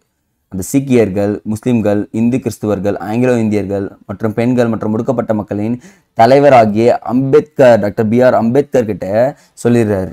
ஓகேங்களா, தமது கருத்துப்படி தனி தொகுதிகள் ஒதுக்கப்பட்ட மக்களுக்கு அரசியல் பிரதிநிதித்துவம் மற்றும் அதிகாரத்தை வழங்கும் என்று வாதிட்டார். யாருன்னா அம்பேத்கர் தான் வாதிட்டு அங்கே லண்டன் போய் வாதிட்டு வாங்கிட்டு வர்றாரு. ஆனால் இங்கே தான் நம்ம ஆளுக்கு தெரியுமே, நீ போய் தனி தொகுதி வாங்கிட்டு வரதுலாம் எனக்கு வேணாம், எனக்கு என்ன தேவைப்படுதுன்னு பார்த்தீங்கன்னா இந்தியா சுதந்திரம் வேணும், நம்மளே நமக்கு தானே தனி தொகுதியை பிரிச்சுக்கலாம், நம்ம இடஒதுக்கீடு நாம் உருவாக்கலாம். அவன் இடஒதுக்கீடுன்னு ஒன்று கொடுக்குறான், ஆனால் அது மூலிமா என்ன சொல்ல, சுதந்திரத்தை பற்றி பேசவே இல்லை. அப்போ கொஞ்சம் கொஞ்சமாக தான் அந்த குழந்தைகளுக்கு கொஞ்சம் கொஞ்சமாக சொல்லி தாளாட்டும், அந்த மாதிரி தான் தாளாட்டிகிட்டு இருக்கான். நமக்கு அழுகையை நிறுத்துகிற மாதிரி வேணும் அப்படின்றது காந்தி முடிவு பண்ணி 1932ஆம் ஆண்டு செப்டம்பர் 20ஆம் நாள் காந்தியடிகள் என்ன பண்ணுறாங்கன்னா, ஒடுக்கப்பட்ட மக்களுக்கு தனி தொகுதிகளுக்கு இடஒதுக்கீடு போட்டிங்கல்ல, நான் என்ன பண்ண போகிறேன், சாகும் வரை உண்ணாவிரதம் அறிவிக்கிறாருங்க. இது பெரும் பிரச்சனை ஆயிடுச்சு. இப்போ காந்தி வந்து பார்த்தீங்கன்னா தேச அளவில் போற்றக்கூடிய ஒரு தலைவராக இருக்காரு. ஒரே நிமிஷம் தண்ணி குடிச்சிடறேன்.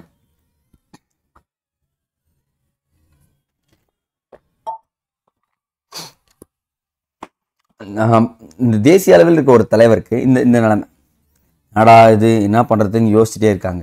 அப்போ தான் பார்த்தீங்கன்னா காந்தியடிகள் பக்கத்து சார்பாக மதன் மோகன் மால்வியா, ராஜேந்திர பிரசாத் வராங்க. ஓகேங்களா, அம்பேத்கர் சார்பில் அம்பேத்கரும் MC ராஜா வர்றாரு. காந்தியடிகளை போய் பார்க்குறாராம். பார்க்குற உடனே அம்பேத்கர் சிறையில் போய் பார்த்த உடனே காந்தி சொல்கிறாராம், அம்பேத்கர்ஜி நீங்கள் நான் சொல்கிறத கேளுங்க, நம்மளே என்ன பண்ணலாம்னு பார்த்தீங்கன்னா நமக்கான இடஒதுக்கீட்டை உருவாக்கலாம், நீங்கள் அவங்கள நம்பாதீங்க அப்படின்னு சொல்லிட்டு ஒரு பேச்சுவார்த்தை நடத்துகிறாங்க. அப்போது மதன் மோகன் மால்வியா, ராஜேந்திர பிரசாத், MC ராஜா, அம்பேத்கர், காந்தியடிகள் இவங்க 5 பேரும் இருக்காங்க. இவங்கெல்லாம் பேச்சுவார்த்தை பண்ணி என்ன பண்ணுறாங்க பார்த்தீங்கன்னா ஒரு ஒப்பந்தம் போடுறாங்க. அது ஒப்பந்தம் பேர் தான் பூனா ஒப்பந்தம் 1932. யார் யாருக்கு நடுவில் நடந்துச்சுன்னா காந்திக்கும் ப்ளஸ் அம்பேத்கருக்கும் நடுவில் நடந்துச்சு. காந்திக்கும் அம்பேத்கருக்கும். காந்தி சார்பாக யார் போகிறாங்கன்னா மதன் மோகன் மால்வியா, ராஜேந்திர பிரசாத். இந்த இடத்துல MC ராஜா. ஓகேங்களா, இவங்க ஏன்னா காந்தி சிறைச்சாலையில் இருக்காரு. ஓகேங்களா, அதன் காரணமாக தான் இவங்க போட்டுப்பாங்க. அப்போ பூனா ஒப்பந்தம் கிடையாது, காந்தி அம்பேத்கர் நீங்கள் போட்டாலே போதுமானது. சரிங்களா, அதன் ஒப்பந்தத்தில் கூறினது பாருங்களேன், கூட்டு தொகுதின்னு சொல்கிறாங்க. என்னன்னா தனி தொகுதி பற்றிய கொள்கையை கைவிட்டு மாறாக ஒடுக்கப்பட்ட மக்களுக்கு இடஒதுக்கீடு வழங்கும் கூட்டு தொகுதிகளை பற்றி யோசிங்க அப்படின்றாங்க. ஓகேங்களா, இப்போ இருக்கிற இடத்துல என்ன பண்ணலாம், நீ போய் நிற்கலாம் அப்படின்ற ஒரு விஷயத்தையும் வைக்கிறாங்க. ரெண்டாவது, அதே மாதிரி ஒடுக்கப்பட்ட வகுப்பினருக்கு 71 இடங்களிலிருந்து ஒதுக்கியிருப்பாங்க. அப்போ 148 இடங்களாக அதிகரிக்க ஆரம்பிச்சிடுறாங்க. ஓகேங்களா, அதே மாதிரி மத்திய சட்டப்பேரவையில் 18% இடஒதுக்கீடு யாருக்கா இருக்கும், அவங்களுக்குன்னு சொல்லிட்டு சொல்கிறாங்க. இங்கே தாங்க ஒரு பெரிய விஷயமே நடக்க ஆரம்பிச்சிடுச்சு. சரிங்களா, அப்போது அம்பேத்கர் இந்த இடத்துல ஜெயிச்சிருக்காருங்க. ஏன்னா அவங்க போய் கொடுக்கறதுக்கு பதிலாக இந்தியாவே கொடுத்துருக்குன்றது தான் இங்கே உண்மை. சரிங்களா, அடுத்ததாக ஒரு பிரச்சனை ஸ்டார்ட் ஆகுதுன்னு பார்த்தீங்கன்னா தீண்டாமைக்கு எதிரான பிரச்சாரம். அம்பேத்கருக்கு புரிய ஆரம்பிச்சிச்சு. அடுத்த சில ஆண்டுகள் காந்தி என்ன பண்ணுறாருன்னா தீண்டாமையை ஒழிப்பதற்காக செலவிடுறாருங்க. அவர் அது இருப்பிடத்தை எங்கேருந்து மாற்றுறாருன்னா வார்தாவிலிருந்து சத்தியாகிரக ஆசிரமத்துக்கு மாற்றுறாருங்க. ஓகேங்களா, இருப்பிடத்தை வார்தாவில் இருந்த சத்தியாகிரக ஆசிரமத்துக்கு மாற்றி அரிஜினர்கள் பயணம் அப்படின்னு சொல்லிட்டு ஒரு பயணத்தை மேற்கொள்கிறாரு. அந்த சேவை என்ன சொல்கிறாங்க பார்த்தீங்கன்னா கல்வி, சுத்தம், சுகாதாரம் ஆகியவற்றை மக்களிடையே பரப்புன்னு சொல்கிறாங்க. அது இல்லாமல் மது பழக்கத்தை கைவிடுன்னு சொல்கிறாங்க. அவருக்கு தெரியும் அப்போவே மது பார்த்தீங்கன்னா மதுவால் ஒரு நாடு முன்னேறினா அது நாடே இல்லைன்னு சொன்னவர் தாங்க காந்தி. உண்மையாகங்க அது மதுவால் வருமானம் வருதுன்னா அந்த வருமானம் வேஸ்ட்டுன்னு சொன்னவர். ஆனால் இப்போது அதுதான் வருமானம் வந்துட்டு இருக்கு. ஓகே, பார்க்கலாம். அந்த இடத்துல எல்லாத்தையும் சொல்கிறாரு. அப்போ கோவில் நுழைவு போராட்டம் என்பது இந்த பிரச்சாரத்தில் முக்கியமான பகுதியாக இருந்தது. அப்போ 1933ஆம் ஆண்டு ஜனவரி 8ஆம் நாள் கோயில் நுழைவு நாளாக அனுசரிக்கப்பட்டது. என்ன பண்ணுவாங்கன்னா டெம்பிள் என்ட்ரி மூவ்மெண்ட்னு சொல்லுவாங்க. இந்த தாழ்த்தப்பட்டவர்கள் யாரும் கோயில் கூட போகக்கூடாதுன்னு சொல்லிட்டு அதெல்லாம் போகும்னு சொல்லிட்டு காந்தியடிகளை முன்னெடுத்து வர்றாரு. அதுதான் இந்த இடத்துல சொல்கிறாங்க. இப்போ 1933 வரைக்கும் அப்படியே ஸ்டாப் பண்ணுங்க. நான் உங்களை எங்கே நிறுத்திருக்கேன், இப்போ கொண்டு வந்து 1933 எங்கே ஆரம்பித்தேன், காந்தியடிகள் 1915 வந்தவர் 1933 வரைக்கும் என்னென்ன போராட்டங்கள் பண்ணாருன்னு சொல்லிட்டு சொல்கிறேன். இந்த இன்பிட்வீன் கேப்பில் காந்தியடிகள் வந்த மாதிரி காந்திக்கு அகிம்சை பிடிக்கிற மாதிரி இந்த புரட்சிகரவாதிகளும் இருப்பாங்கல்ல. இப்போ எல்லாமே அந்த புரட்சிகரவாதிகளை ஃபுல்லாக பார்த்துட்டு வந்துடலாம். சரிங்களா, இந்த சமதர்ம சோசியலிஸ்ட் இயக்கங்கள்னு சொல்லிட்டு சொல்லுவாங்க. அதெல்லாம் தொடக்கம் நடந்துருக்கு. எங்கெல்லாம் டேட்டாஸ் மட்டும் நோட் பண்ணிக்கோங்க. 1917ஆம் ஆண்டு ரஷ்ய புரட்சியால் ஈர்க்கப்பட்ட இந்திய பொதுவுடைமை கம்யூனிஸ்ட் கட்சி இருக்காங்க. ஓகேங்களா, அது அக்டோபர் 1920ஆம் ஆண்டு உஸ்பெகிஸ்தானில் தாஷ்கண்டில் நிறுவப்பட்டது. அப்போது கம்யூனிஸ்ட் பார்ட்டி ஆஃப் இந்தியா எங்கே நிறுவப்பட்டதுன்னா தாஷ்கண்டில் நிறுவப்பட்டிருக்கு. அதன் உறுப்பினர்கள் பாருங்க MN ராய், அபானி முகர்ஜி, MPT ஆச்சாரியார் ஆகியோர் நிறுவன உறுப்பினராக இருக்கிறாங்க. ஓகேங்களா, அங்கே நிறுவிட்டு வந்துடுறாங்க. ஆனால் 1920 அடுத்தடுத்த வழக்குகள் என்ன பண்ணுறாங்க, கம்யூனிஸ்ட் மேலே ஆங்கிலேயருக்கு தொடுக்குறாங்க. நீ எல்லாம் இதுக்கப்புறம் நீ வந்தனா என்ன பண்ணுவ, எப்படியும் எனக்கு பிரச்சனை தான் கொடுப்பேன். கம்யூனிஸ்ட் ஐடியாலஜி பார்த்தீங்கன்னா ஆங்கிலேயருக்கு எதிராக தான் இருக்கும். ஸோ நம்ம மேலே வழக்கு தொடுக்குறேன்னு சொல்லிட்டு போடுறாங்க. ஓகேங்களா, அதை உள்ளே வராமல் தடுத்து நிறுத்துறாங்க. ஆனாலும் என்ன MN ராய், SA டாங்கே, முசஃபர் அகமது, ஓகேங்களா, முக்கியமாக தமிழ்நாட்டை சேர்ந்த சிங்காரவேலர் ஆகிய தலைவர்கள் கைது செய்யப்பட்டதோடு அவர்கள் எல்லாரையும் 1924ஆம் ஆண்டு கான்பூர் சதித்திட்ட வழக்கிலும் விசாரிக்கிறாங்க. அப்போ கான்பூரில் ஒரு சதித்திட்டம் தீட்டி இவங்க தான் பண்ணன்னு சொல்லிட்டு சொல்கிறாங்க. அப்போ கான்பூர் சதி வழக்கு எப்போ 1924 சதித்திட்ட வழக்கு. அதில் யாரெல்லாம் பங்கு பெற்றிருக்காங்கன்னா நம்ம தமிழ்நாட்டை சேர்ந்த சிங்காரவேலரும் இருக்காரு. சரிங்களா, விசாரணைன்ற ஒரு கேள்வி கூத்து எப்பவுமே ஆங்கிலேயர் பண்ணுவாங்கல்ல, அதுதான் பண்ணாங்க. சரிங்களா, அடுத்தது பொதுவுடைமை கட்சி கம்யூனிஸ்ட் கட்சி நிறுவப்படுதல் அப்படின்னு சொல்கிறாங்க. இந்தியாவிலே ஆங்கில ஆட்சியின் உண்மை முகத்தை எடுத்துக்காட்டவும் பொதுவுடைமைவாத இதனை மேடையாக பயன்படுத்தி கொண்டாங்க. அப்போ ஒரு கட்சியை ஆரம்பிக்கும் முயற்சியாக 1925ஆம் ஆண்டு ஓகேங்களா communist party of India already எங்கே தாஷ்கண்டில் ஒன்று போட்டிருக்காங்க. ஓகேங்களா, தாஷ்கண்ட்லேயே பொதுவுடைமை கட்சி கம்யூனிஸ்ட் ஸ்டார்ட் பண்ணிட்டாங்க. பட் ஆனால் 1925 கான்பூரில் ஒரு அகில இந்திய பொதுவுடைமை மாநாடு நடக்குதுங்க. அந்த மாநாட்டில் தலைமை உரை ஆற்றியவர் யாருன்னு பார்த்தீங்கன்னா நோட் பண்ணுங்க, தமிழ்நாட்டை சேர்ந்த சிங்காரவேலர். இப்போ 1925ஆம் ஆண்டு நடந்த அகில இந்திய பொதுவுடைமை மாநாட்டுக்கு தலைமை ஏற்றியவர் யாருன்னா சிங்காரவேலர். ஓகேங்களா, அப்போ அவர் தான் இந்த கட்சியை ஆரம்பிக்க வழிவகுத்தார்னு சொல்கிறாங்க. ஓகேங்களா, எக்ஸாம் பாயிண்ட் ஆஃப் வியூ ரொம்ப ரொம்ப முக்கியம். இந்த பல்வேறு முயற்சிகளின் பலனாக அகில இந்திய தொழிலாளர்கள் மற்றும் விவசாயிகள் கட்சி எந்த ஆண்டு தோற்றுவிக்கப்பட்டதுன்னா 1928ஆம் ஆண்டு தோற்றுவிக்கப்பட்டது. ரொம்ப ரொம்ப ரொம்ப ரொம்ப இம்பார்ட்டன்ங்க, நோட் பண்ணுங்க. 1928ஆம் ஆண்டு அகில இந்திய விவசாயிகள் தொழிலாளர்கள் கட்சி தோற்றுவிக்கப்பட்டதுன்னு சொல்லுவாங்க. அப்போ புரட்சிகர நடவடிக்கைகள் என்ன சார் அப்படின்னு பார்த்தீங்கன்னா இந்த ஒத்துழைமை இயக்கத்திலையும் காந்தி தோத்துட்டார் 1920. இது பின்னாடி நம்பி போனாங்க பார்த்தீங்கன்னா இளைஞர்கள், இவங்களுக்கு தோண ஆரம்பிச்சு என்னடா அது காந்தியை நம்பி போனோம், இது வரைக்கும் ஒன்றுமே பண்ணலையே அப்படின்னு சொல்லிட்டு இளைஞர்கள் வன்முறையை கையில் எடுக்க ஆரம்பிச்சிடுறாங்க. அப்போது அந்த ஆங்கிலேயர்களை ஆயுதம் ஏந்தி கிளர்ச்சி மூலம் தான் விரட்ட முடியும்னு சொல்லிட்டு ஒரு அமைப்பு உருவாக்கப்படுது. ரொம்ப ரொம்ப இம்பார்ட்டன்ட் அமைப்பு, நோட் பண்ணுங்க. 1924ஆம் ஆண்டு இந்துஸ்தான் குடியரசு இராணுவம், இந்துஸ்தான் ரிப்பப்ளிக் அசோசியேஷன் கான்பூரில் உருவாக்கப்படுதுங்க. இது வந்து பார்த்தீங்கன்னா 1925ஆம் ஆண்டு உருவாக்கியவர்கள் பாருங்க ராம் பிரசாத் பிஸ்மில், அஷ்பாகுல்லா கான் மற்றும் பலர். லக்னோ அருகே என்ன பண்ணுறாங்க இங்கே பாருங்களேன், இந்த இடத்துல எக்ஸாம் பாயிண்ட் ஆஃப் வியூவில் முக்கியம். கக்கோரிக் சதி வழக்குன்னு சொல்லுவாங்க. ஓகேங்களா, ஒரு கிராமத்துக்கு அரசு பயணத்தை மேற்கொண்ட ஒரு ரயில் வண்டி என்ன பண்ணுவாங்கன்னா சூறையாடிடுவாங்க. ரயில் போயிட்டே இருக்கும், அந்த ட்ரெயினில் ஓட்ட போட்டு காசு எடுப்பாங்க தெரியுமா. இந்த கான்செப்டை அப்போவே பண்ணியிருக்காங்க. அப்போ கக்கோரி சதி வழக்கில் ஈடுபட்டவர்கள் அப்படின்னு சொல்லிட்டு கைது செய்யப்பட்டவர்கள் யாருன்னா இவங்க இந்துஸ்தான் ரிப்பப்ளிக் அசோசியேஷன் சொல்லக்கூடியவங்க தான். சரிங்களா, அப்போ கான்பூர் சதி வழக்குன்னு யார் சொல்லணும், கம்யூனிஸ்ட் பார்ட்டி ஆஃப் இந்தியா அவங்க தான். ஓகேங்களா, அவங்க தான் கம்யூனிஸ்ட் பொதுவுடைமை கட்சி தான் வந்து பார்த்தீங்கன்னா கான்பூரில்.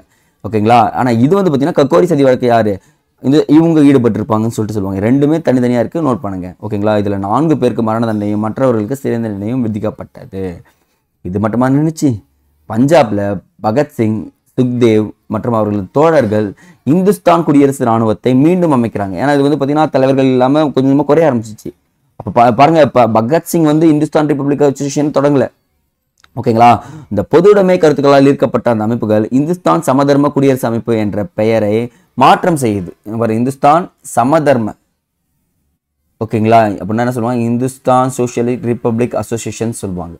ஃபர்ஸ்ட் இந்துஸ்தான் ரிப்பப்ளிக் அசோசியேஷன் இருந்தது, இப்போ பெயர் மாற்றம் செய்யப்படுது. எந்த ஆண்டுனா 1928.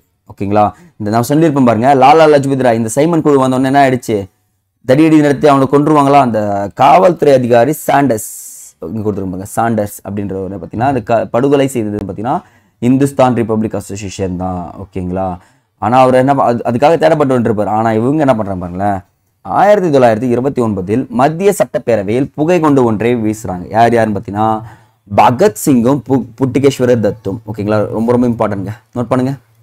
பகத்சிங்கும் புட்டிகேஸ்வர தத்தும் 1929ஆம் ஆண்டு கண்ணீர் புகை கொண்டு தான் வீசுறாங்க. இது வந்து பார்த்தீங்கன்னா பெருசாலாம் கிடையாது. அவர்கள் அங்கே உள்ளேருந்து சொல்லிட்டு வரும்போது இன்குலா ஜிந்தாபாத், பாட்டாளி வர்க்கம் வாழ்க ஆகிய முழக்கங்களை எழுப்பிட்டு வராங்க. ஓகேங்களா, இது பெரிய தாக்கத்தை ஏற்படுத்துமா பாருங்க, இந்தியா முழுவதும் பேசப்படுது. அதே மாதிரி ராஜ்குருவும் பகத்சிங்கும் கைது செய்யப்பட்டு மரண தண்டனை விதிக்கப்படுது. பாருங்களேன், டிஎஸ்பி சாண்டர்ஸை கொண்டதுக்காக இவங்களுக்கு மரண தண்டனை கொடுக்கல, இந்த பார்லிமெண்ட்ல நீ குண்டு போட்ட அதனால நான் உனக்கு என்ன பண்றேன் மரண தண்டனை கொடுக்குறேன்னு சொல்லிட்டு கொடுத்துட்றாங்க. ஓகேங்களா, அப்போ இந்த பகத்சிங்கின் அசாத்தியமான துணிச்சல் இந்தியா முழுவதும் இளைஞர்கள் எல்லார்கிட்டையுமே போக ஆரம்பிக்குது. இதில் தான் பகத்சிங்கும் முடிவு பெறாரு. ஏன்னா காந்தி என்ன பண்ணல, 1931 காந்தி இருவன் ஒப்பந்தப்படி இந்த புரட்சிகரமான செயல்பட்டவங்க யாருமே விடுதலை தரலன்னு சொல்லிட்டு சொல்றாங்க. ஒரு நிமிஷம் தண்ணி குடிச்சுக்கிறேன், நான் கண்டினியூஸாக போகிறப்ப தண்ணி தாங்க எடுத்துகிட்டே இருக்குங்க. நெக்ஸ்ட் அடுத்தது 1930 ஏப்ரலில். ஓகேங்களா, இந்த சிட்டாகாங் ஆயுத கிடங்கு மீதான தாக்குதல் ஒருத்தர் நடத்துறாரு. யாருன்னா அவர் தான் சூர்யா சென். அங்கே 2 சதி வழக்கு பார்த்துருக்கோம், கான்பூர் சதி வழக்கு, கக்கோரி சதி வழக்குன்னு சொல்லிட்டு. அடுத்து பார்த்தீங்கன்னா அவர் நண்பர்கள் என்ன பண்ணுறாங்கன்னா சிட்டாகாங்கில் போயிட்டு ஆயுத கிடங்குகளை கைப்பற்றி அங்கே புரட்சிகர அரசை நிறுவுறாங்க. நிறுவனம் மட்டும் இல்லாமல் பெரிய ஆயுதங்களில் தாக்குதல் நடத்தி ஆங்கிலேயரையும் வீழ்த்துறாங்க. ஆனால் 1933ஆம் ஆண்டு கைது செய்யப்பட்டு சூர்யா சென் ஓராண்டுக்கு பிறகு என்ன பண்ணுறாரு, தூக்கிலிடப்படுறாரு. அப்போ சிட்டகங்காடுக்குள்ள தாக்குதல் நடத்தியவர் யாருன்னா சூர்யா சென் அப்படின்றத நீங்கள் தெரிஞ்சுக்கிட்டா போதுமானது. சரிங்களா, அடுத்தது 1930 வந்து பார்த்தீங்கன்னா இடதுசாரிகள் தருவாங்க. நம்ம பார்த்துருப்போம், ரைட் விங் லெஃப்ட் விங்ஸ்ன்னு சொல்லுவாங்க. இடதுசாரிகள் கட்சிகள் இந்திய பொதுவுடைமை கட்சி வலுப்பெற்றது. ஏன்னா காந்தியும் ஒன்றும் பண்ணல, இவங்களும் ஒன்றும் பண்ணல அப்படின்றப்போ அவங்களுடைய யோசனைகள் வர ஆரம்பிச்சிச்சு. சரிங்களா, அப்போ இதை பற்றி தெரிஞ்சுக்கணும், ஜஸ்ட் ரீட் அவுட் மட்டும் பண்ணி வச்சுக்கோங்க, பெருசெல்லாம் ஒன்றும் இல்லை. இதில் இது ரொம்ப ரொம்ப இம்பார்ட்டன்ட். இந்த பொதுவுடைமை கட்சி வந்து பார்த்தீங்கன்னா 1934ஆம் ஆண்டு தடை செய்யப்படுது, வேணாம் நிறுத்திடுங்கன்னு சொல்லிட்டு. அப்போது 1934ஆம் ஆண்டு ஜெயபிரகாஷ் நாராயணன், ஆச்சாரியா நரேந்திர தேவ், மினுஸ் மாசானி அப்படின்ற முதல் முயற்சியால் காங்கிரஸ் சமதர்ம கட்சி உருவாகுதுங்க. பாருங்க, காங்கிரஸ் சோசியலிஸ்ட் கட்சி, இதுதான் ரொம்ப ரொம்ப இம்பார்ட்டன்ட். அது 3 பேர் யார், ஆண்டி அப்பன்றதை பாருங்க, ரொம்ப ரொம்ப இம்பார்ட்டன்ட்ங்க. உருவாக்கி என்ன பண்ணுறாங்கன்னா தேசியவாதம் தான் சமதர்மவாதம் அப்படின்னு சொல்லிட்டு ஒரு பாதையை ஆரம்பிச்சு அதற்காக எல்லாரையும் போகிறாங்க. ஆனால் காந்தியடிகள் பாருங்களேன், செம சூப்பராக ஒரு குவாட் சொல்வார், ஒரு சிலர் அதிகாரத்திற்கு வருவதால் உண்மையான சுயராஜ்யம் கிடைத்து விடாது, ஆனால் தாங்கள் பெற்ற அதிகாரத்தை தவறாக பயன்படுத்தும் போது நிர்வாகத்தினரை எதிர்க்கும் திறன் அனைவரும் பெற செய்வதே சுயராஜ்யம் ஆகும். சூப்பராக சொல்வார். இந்த சுயராஜ்யம் என்ற கருத்து ஃபர்ஸ்ட் எங்க நம்ம லால் பால் சொல்லியிருப்பாங்க, ஞாபகம் இருக்குங்களா? அவங்க 3 பேருமே சுயராஜ்யம் பற்றி பேசியிருப்பாங்க. ஆனால் காந்தி இங்கே பேச ஆரம்பிச்சிருவாரு. சரிங்களா, அடுத்த நம்ம பார்க்க போகிறது பார்த்தீங்கன்னா 1935ஆம் ஆண்டு இந்திய அரசு சட்டம் சொல்லிட்டு பார்ப்போம். ஓகேங்களா, அப்போ திடீர்னு என்ன பண்ணுறாங்க, 1935ஆம் ஆண்டு இந்திய அரசு சட்டம்னு ஒரு சட்டம் போடுறாங்க. சட்டத்தில் என்ன சொல்றாங்க பாருங்களேன், நோட் பண்ணுங்க. ஒன்பதுனா மாகாணங்களுக்கு தன்னாட்சி அதிகாரம் அப்படின்றாங்க. அது மட்டும் இல்லாமல் மத்தியில் இரட்டை ஆட்சி கொண்டு வரேன்னு சொல்றாங்க. இப்போ மத்தியில் இரட்டை ஆட்சி கொண்டு வந்த என்ன சட்டம் பார்த்தீங்கன்னா இந்த சட்டம். ரெண்டாவது, அகில இந்திய கூட்டமைப்பை ஏற்படுத்த வேண்டும். நான் என்ன பண்றேன், அகில இந்திய கூட்டமைப்பை ஏற்படுத்துறேன்னு சொல்றாங்க. மூன்றாவது, 11 மாகாணங்கள், 6 தலைமை ஆணையரக மாகாணங்கள் மற்றும் இந்த கூட்டமைப்பில் சேர விரும்பிய அனைத்து சிற்றரசுகளும் இடம்பெறலாம் அப்படின்றாங்க. நான்காவது பாருங்க, அனைத்து துறைகளும் இந்தியர் கட்டுப்பாட்டில் கொண்டு வரப்பட்டன. இப்போ நம்ம ஒரு பார்த்துருப்போம், சில துறைகள் மட்டுமே 1919 இருக்குன்னு சொல்லிட்டு. ஆனால் இப்போ என்ன சொல்லிடுறாங்க, அனைத்து துறையுமே நீயே வச்சுக்கப்பா, எனக்கு இந்த பிரச்சனை ஏன்பா, எனக்கு ஏமா இந்த பலு அப்படின்னு சொல்லிட்டு கொடுத்துட்றாங்க 35. கடைசி 5வது ஒரு விஷயம் கொண்டு வராங்க பாருங்க, மாகாணங்களில் நடைமுறையில் வந்த இரட்டை ஆட்சி மத்திய அரசுக்கும் விரிவாக்கப்படுது. அப்போ இரட்டை ஆட்சி எங்க விரிவாக்கப்பட்டுச்சு, மத்திய அரசுக்கும் சென்ட்ரல் ப்ராவின்சஸ்க்கும் கொடுத்துட்றாங்க. 6வதா பாருங்க, சொத்தின் அடிப்படையில் நீடிக்கப்படுது வாக்குரிமையானது. அப்போ 10% மக்கள் மட்டுமே தகுதி பெற்றிருந்தனர் வாக்களிக்கிறதுக்காகன்னு சொல்றாங்க. 7வது ரொம்ப ரொம்ப இம்பார்ட்டன்ட், பர்மா அப்போ இந்தியாவிலிருந்து எந்த சட்டத்தின்படி பிரியுதுன்னு பார்த்தீங்கன்னா 1930 தான். ஓகேங்களா, ஆல்ரெடி பார்த்துருப்போம். RBI 1935ஆம் ஆண்டு உருவாக்கப்பட்டது, ஞாபகம் இருக்குங்களா? அப்போ இந்த சட்டமும் இந்திய அரசு சட்டமும் ரிசர்வ் வங்கி உருவாகிறதுக்கு காரணமா இருக்குன்றத சொல்றாங்க. சரிங்களா, அடுத்தது காங்கிரஸ் அமைச்சரவைகளும் அவற்றின் பணியும் அப்படின்னு சொல்லிட்டு ஒரு இருக்குங்க, ரொம்ப ரொம்ப இம்பார்ட்டன்ட் பாருங்க. 1937ஆம் ஆண்டு தேர்தல் அறிவிக்கப்படுதுங்க. ஏன்னா இந்திய அரசு சட்டம் அமல்படுத்தப்பட்டுச்சு. இந்த சட்ட மறுப்பு இயக்கத்தால் காங்கிரஸில் பெரிதும் பலன் பெற்றது. ஓகேங்களா, உண்மையாக காங்கிரஸ் கொஞ்சம் அளவுக்கு பலமும் உருவாக்கிட்டாங்க. இந்த சட்டப்பேரவை புறக்கணிப்பை கைவிட்டு என்ன பண்றாங்க பார்த்தீங்கன்னா, காங்கிரஸ் எல்லாருமே தேர்தலில் போட்டிடலாம் அப்படின்றாங்க. அப்போ கிட்டத்தட்ட 11 மாகாணங்கள், எத்தனை மாகாணம், 11 மாகாணங்களில் 7 மாகாணங்களை காங்கிரஸ் ஜெயிச்சிடுறாங்க. 11 மாகாணங்கள், எத்தனை மாகாணங்கள் காங்கிரஸ் வெற்றி பெற்றது, 7 மாகாணங்கள் வெற்றி பெறுது. ஆனால் இந்த இடத்துல இங்கே பாருங்க, முகமது சாதுல்லா அப்படின்ற அசாம் பள்ளத்தாக்கு முஸ்லீம் கட்சியுடன் இணைந்து 8ஆவது உருவாயுது +1 கூட்டணி அமைச்சிக்கிறாங்க. அமைச்சு 8 மாகாணங்கள்லையும் பெரும்பான்மையுடன் ஆட்சி அமைச்சது யாருன்னா காங்கிரஸ் தான். இப்போ காங்கிரஸ் வந்த உடனே ஃபஸ்ட்டு பண்ண விஷயம்னு பார்த்தீங்கன்னா, இந்த ஊதியம் இருக்குது பார்த்தீங்கன்னா 2000லேருந்து 500 ரூபா குறைங்கன்றாங்க. ஏன்னா இதுக்கப்புறம் நம்ம கண்டிப்பாக உழைக்கணும் அப்படின்ற ஒரு விஷயத்த சொல்கிறாங்க. ஓகேங்களா, இவங்க வந்த உடனே பண்ண விஷயம் தான் கம்யூனிஸ்ட் கட்சி தவிர இதர கட்சிகள் மீது விதிக்கப்பட்ட தடைகளை ரத்து செய்யணும்னு சொல்கிறாங்க. தேசிய அளவில் ஃபர்ஸ்ட் பாயிண்ட் பாருங்க, இவங்க வந்த உடனே காங்கிரஸ். 2வது, தேசிய அளவில் பத்திரிகைகள் மீது விதிக்கப்பட்டிருந்த கட்டுப்பாடுகளை அகற்றிவிட்டனர். 3வது, காவல்துறை அதிகாரங்கள் கட்டுப்படுத்தப்பட்டன. நீங்கள் எல்லா இடத்தையும் அதிகாரங்கள் பயன்படுத்தக்கூடாது, நான் சொல்கிறதான் செய்யணும் அப்படின்ற விஷயம் சொல்கிறாங்க. அரசியல் பேச்சுக்கள் பற்றிய சிஐடி இப்போ வரைக்கும் இருக்குது, சிஐடி சார்பாக அறிக்கை தருவது விலக்கி வச்சிருங்க அப்படின்றாங்க. ஏன்னா பேச்சில் என்னென்ன பேசலாம் அப்படின்னு சொல்கிறாங்க. 4வது, கோவில் நுழைவு சட்டம் நிறைவேற்றப்படுது. இனிமேல் என்ன பண்ணலாம், கோவிலில் உள்ளே போகலாம் அப்படின்ற ஒரு விஷயமும் எடுத்துகிட்டு வராங்க. ஆனால் 37 தான் காங்கிரஸ் அமைச்சரவை வருது. ஆனால் 39ல் 2ஆம் உலகப் போர் மூண்டது. அப்போது காங்கிரஸ் அமைச்சர்களை ஆலோசிக்காமல் கூட்டணி படைகள் சார்பாக இந்த போரில் இந்திய காலனி ஆதிக்க அரசு நுழைந்தது. எல்லாருமே கூட்டின்னு போகிறான்னு போயிடுறாங்க. இதனால் என்ன பண்ணிடுறாங்கன்னா, எதிர்ப்பை தெரிவிக்கும் விதமாக அனைத்து பேரும் பதவி விலகுறாங்க காங்கிரஸ்லேருந்து. ஆனால் ஜின்னா ஒரு தனி ஸ்டாண்ட் எடுக்கிறார், நீ பதவி விலகுப்பா. 1940 என்ன வேணும், எனக்கு தனி நாடு வேணும் முஸ்லீம்களுக்கு வந்துட்டாருங்க ஜின்னா. முஸ்லீம்கள் ஆல்ரெடி சொல்லியிருந்தாரு, இப்போ நான் தனி நாடு வேணும்னு கோரிக்கை பயங்கரமாக வைக்க ஆரம்பிச்சிடுறேன். எனக்கு தனி நாடே கொடுத்துருப்பா, நான் தனியாக போயிடுறேன், உங்கள் கூட இருந்து நான் கஷ்டப்பட விரும்பல அப்படின்றத சொல்கிறாரு. தனி நாடு வாங்கிக்கிறேன், நான் சுதந்திரம் வாங்கிக்கிறேன் அப்படின்றத ஜின்னா தெளிவாக சொல்லியிருந்தாருங்க. அப்போ உண்மையாகவே அப்போ என்ன இருக்குன்னா, அந்த உலகப்போர் நடந்திருக்க கேப்பில் காந்தியடிகள் வேட்பாளராக யார் நிறுத்துறாரு பார்த்தீங்கன்னா, பட்டாபி சித்தராமையா. ஓகேங்களா, பட்டாபி சித்தராமையா நிறுத்துறாரு.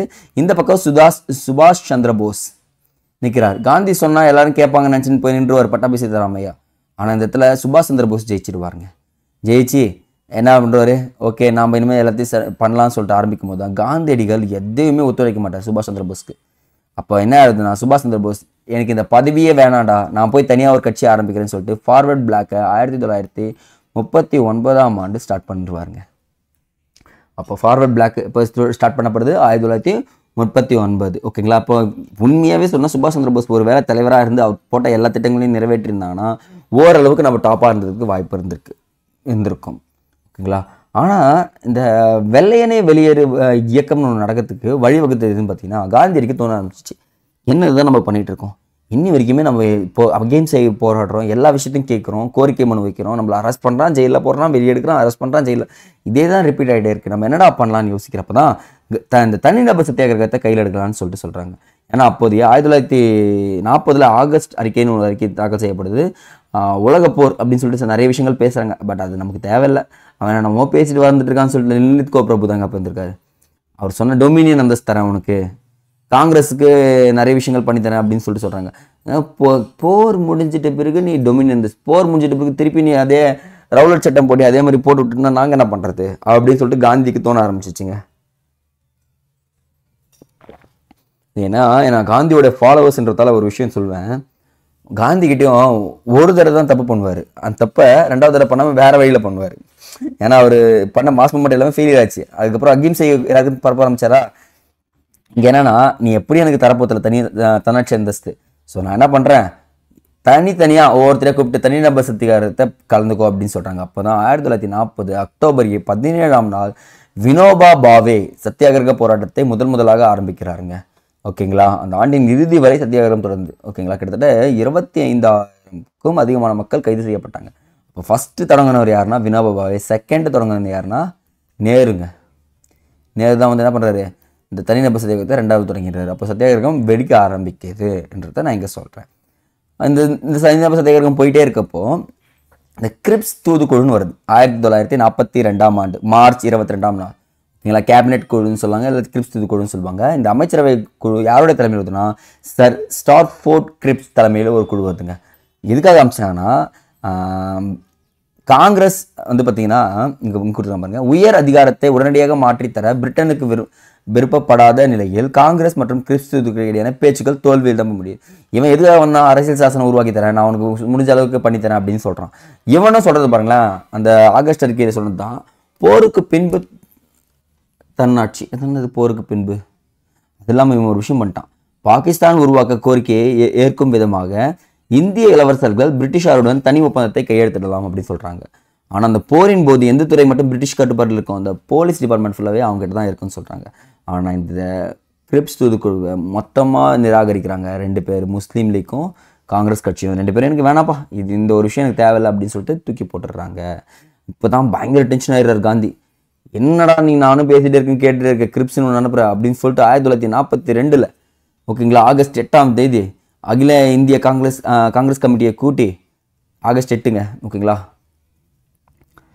என்ன சொல்கிறாரு, வெள்ளையனே வெளியேறு இயக்கத்தை அறிவிக்கிறாருங்க. இங்கே கொடுத்துருக்காங்க பாருங்க. ஓகேங்களா. அகில இந்திய காங்கிரஸ் கமிட்டி வெள்ளையனே வெளியேறு தீர்மானத்துக்கு வித்திட்டுடன் ஆங்கில ஆட்சிக்கு உடனடியாக முடிவு கட்டணும். இது வரைக்கும் அகிம்சை முறையை அகிம்சை முறையை பின்பற்றிய அவர் வன்முறையை தூண்டும் விதமாக பேசுகிறாரு. செய் அல்லது செத்துமடி முழக்கத்தை காந்தியடிகள் வெளியிட்டாருங்க. அப்போ செய் அல்லது செத்துமடி முழக்கத்தை முதலில் காந்தியடிகள் எந்த இயக்கத்தில் வெளியிட்டார்னா வெள்ளையனே வெளியேறு இயக்கத்தில் தான் வெளியிடுறாரு. அவர் சொல்ற பாருங்க, நாம் நமது முயற்சியின் விளைவாக இந்தியாவுக்கு சுதந்திரம் பெற்று தருவோம் அல்லது நாம் அடிமைத்தனத்தை காண உயிருடன் இருக்க மாட்டோம் அப்படின்னு சொல்றாரு. அப்படின்னா புரியுதுங்களா அவர் என்ன சொன்னாருன்ட்டு. காந்தியடிகள் சொன்ன ஒரு விஷயம் பயங்கர தாக்கத்தை ஏற்படுத்தி எல்லா பக்கமும் வெடிக்குது, போராட்டங்கள் பயங்கரமாக நடக்குது. ஆனால் இந்த போராட்டங்கள் எடுத்து காந்தியடிகள் அடுத்த நாள் காலை 9 ஆகஸ்ட் 1942 காங்கிரஸ் தலைவர்கள் எல்லாருமே கைது பண்ணப்படுறாங்க, சிறையில் திருப்பி அடிக்கப்படுறாரு. என்னடா ஆனால் அங்கே போயிட்டுருக்கு வெள்ளையனே வெளியேறு இயக்கம் போயிட்டே இருக்கு. ஆனால் இந்த இன்பிட்வீன் கேப்பில் இந்த சமதர்ம சோசியலிச தலைவர்கள் பங்கும் கொடுக்க ஆரம்பிச்சிடுறாங்க. எல்லாருமே உள்ளே போன உடனே என்ன பண்ணுறாங்கன்னா, சிறையில் இருந்து தப்பிய ஒரு 3 பேர் இருக்காங்க. ஜெயபிரகாஷ் நாராயண், ராம்நாத் மிஸ்ரா ஆகியோர் திரைமறைவு, அது மறைஞ்சு வாழ்வாங்கல்ல, அந்த மாதிரி வேலைகளில் ஈடுபடுறாங்க. அதில் முக்கியமாக அருணா அசஃப் அலி போன்ற பெண் தலைவர்கள் முக்கிய பங்காற்றினார்னு சொல்கிறாங்க. ஏன்னா இந்த உஷா மேத்தா நிறுவிய காங்கிரஸ் வானொலி திரைமறைவில் அவங்க என்ன பண்ணுறாங்கன்னா, மறைஞ்சபடியே உஷா மேத்தா தான் காங்கிரஸ் வானொலி நிலையத்தில் நிறுவுறாங்க. 1942 நவம்பர் மாதம் வரை என்ன பண்ணுறாங்க, மறைஞ்சு வானொலி மூலிமா பிரச்சாரத்தை ஏற்படுத்துகிறாங்க. ரொம்ப இம்பார்ட்டன்ட்ங்க சரிங்களா. பயங்கர விஷயமா போயிட்டே இருக்குது சரிங்களா. இதனுடைய மக்களுடைய வெளிப்பாடு எப்படி இருந்துச்சுன்னா, அந்த வெள்ளையனே வெளியேறு இயக்கத்தில் அங்கங்கே வன்முறை நடக்குது, அது எல்லாத்தையுமே அடக்குமுறையும் நடக்குது. ஆனால் வேலை நிறுத்தங்கள், ஆர்ப்பாட்டங்கள், மறியல், தாங்கள் அறிந்த வகையில் மக்கள்கள் போராட்டம் நடத்த ஆரம்பிச்சிடுறாங்க. ஆனாலும் இப்பொழுது இருக்குது பார்த்தீங்களா, முக்கியமாக அந்த மதராஸ் முக்கிய மையமாக பரவிதுன்னு சொல்கிறாங்க. அந்த சதாரா, ஒரிசா, பீகார், ஐக்கிய மாநிலங்கள், வங்காளம் ஆகிய இணை அரசுகள் நிறுவப்பட்டதுன்னு சொல்கிறாங்க. ஓகேங்களா. இந்த இடத்துல நம்ம எவ்வளோதான் ஆர்ப்பாட்டம் பண்ணாலும் பிரிட்டிஷ்காரன் நம்மளை அடித்து ஒடிச்சிட்டே இருந்தான். ஆனாலும் நம்ம சுபாஷ் சந்திர போஸ் ஃபார்வர்ட் பிளாக்னு கட்சி அவர் தோற்றுவித்தார் 1919. ஒரே நிமிஷங்க.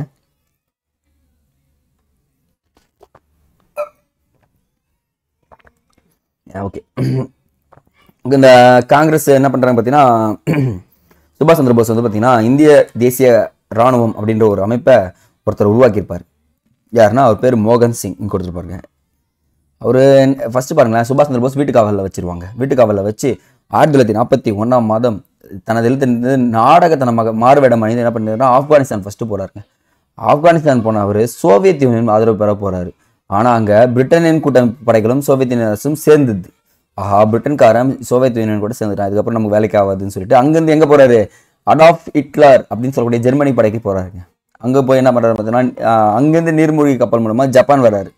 ஜப்பான் வந்து என்ன பண்ணுறாரு பார்த்தீங்கன்னா, இந்திய தேசிய இராணுவத்தின் கட்டுப்பாட்டை கையில் எடுக்கிறார். இதுக்கப்புறம் நானே பார்த்துக்கிறேன் அப்படின்னு சொல்கிறாரு. அப்போ இந்திய போர்க்கைதிகளை கொண்டு மலேசியான்னு சொல்லக்கூடிய மலாயா மற்றும் பர்மாவில் இருந்த ஜப்பானியர்கள் ஆதரவோடு இந்திய தேசிய இராணுவத்திற்கு ஜெனரல் ஒருத்தருக்கார். அவர் தான் உருவாக்குனவர் மோகன் சிங் தான். ஓகேங்களா. அவருக்கு பிறகு அவர் கூட போய் கை கோக்குறாரு. அதன் பிறகு என்ன பண்ணுறாங்கன்னா, கேப்டன் லட்சுமி செகல் என்பவரால் நடத்தப்படுதுங்க அந்த இராணுவம். இதை வந்து பார்த்தீங்கன்னா ஒரு 3 பிரிகேட்ஸை பிரிக்கிறாங்க. காந்தி பிரிகேட், நேரு பிரிகேட், பெண்கள் பிரிவாக ராணி லட்சுமி பாய் பிரிகேட் என்ற 3 படைகளை உருவாக்கி சுபாஷ் சந்திர போஸ் மறுசீரமைக்கிறார். இந்த 3 படைப்பிரிவுகளும் நான் சொல்லும் போது தாக்குதல் நடத்த ரெடியா இருங்க அப்படின்னு சொல்றாரு. அப்போ சிங்கப்பூரில் இருந்து என்ன சொல்றாருன்னு பார்த்தீங்கன்னா, சுதந்திர இந்தியாவின் தற்கால அரசாங்கத்தை நிறுவ தில்லிக்கு புறப்படு, தில்லி சாலோ என்ற முழக்கத்தை சுபாஷ் சந்திர போஸ் வெளியிட்டாரு. அப்போ ஜப்பானிய படைகள் ஒரு பகுதியாக இந்திய தேசிய இராணுவமும் பணியில் ஈடுபட்டது. ஓகேங்களா. ஆனாலும் ஜப்பான் தோல்வி அடைந்த பிறகு இந்திய தேசிய இராணுவம் முன்னேறுவது தடைப்பட்டது. ஏன்னா ஜப்பான் தோல்வி அடைஞ்சிச்சு, இதுக்கப்புறம் நம்ம போய் மாட்டக்கூடாதுன்னு சொல்லிட்டு தெளிவாக வெயிட் பண்ண ஆரம்பிச்சிட்டாங்க. அப்போ சுபாஷ் சந்திர போஸ் பயணம் செய்த விமானம் விபத்துக்குள்ளானதால் சுதந்திரத்திற்காக போராடிய அவரது தீவிர பணிகள் முடிவுக்கு வர ஆரம்பிச்சிது. ஓகே, அப்போது இவர் வந்து ஒரு நல்ல பணியை தான் ஆற்றிருக்காருன்றதை நம்ம இங்கே தெரிஞ்சுக்க முடியுது. ஓகேங்களா. ஆனாலும் இந்த பிரிட்டிஷர்ஸ் என்ன பண்ணிடுறாங்க பார்த்தீங்கன்னா, இந்திய தேசிய இராணுவ அதிகாரிகளை கைது செய்து செங்கோட்டையில் அவர்களை விசாரணைக்காக அழைத்து செல்லுங்க. அப்போ பாருங்க, காங்கிரஸ் அமைத்த பாதுகாப்பு கமிட்டி, அந்த கமிட்டியில் யார் இருக்காங்கன்னா ஜவஹர்லால் நேரு, தேஜ் பகதூர் ஷாப்ரு, புலாய்பாய் தேசா, அசஃப் அலி ஆகியோர் உள்ளடக்கி இருந்தது தான் இந்த அமர்வு.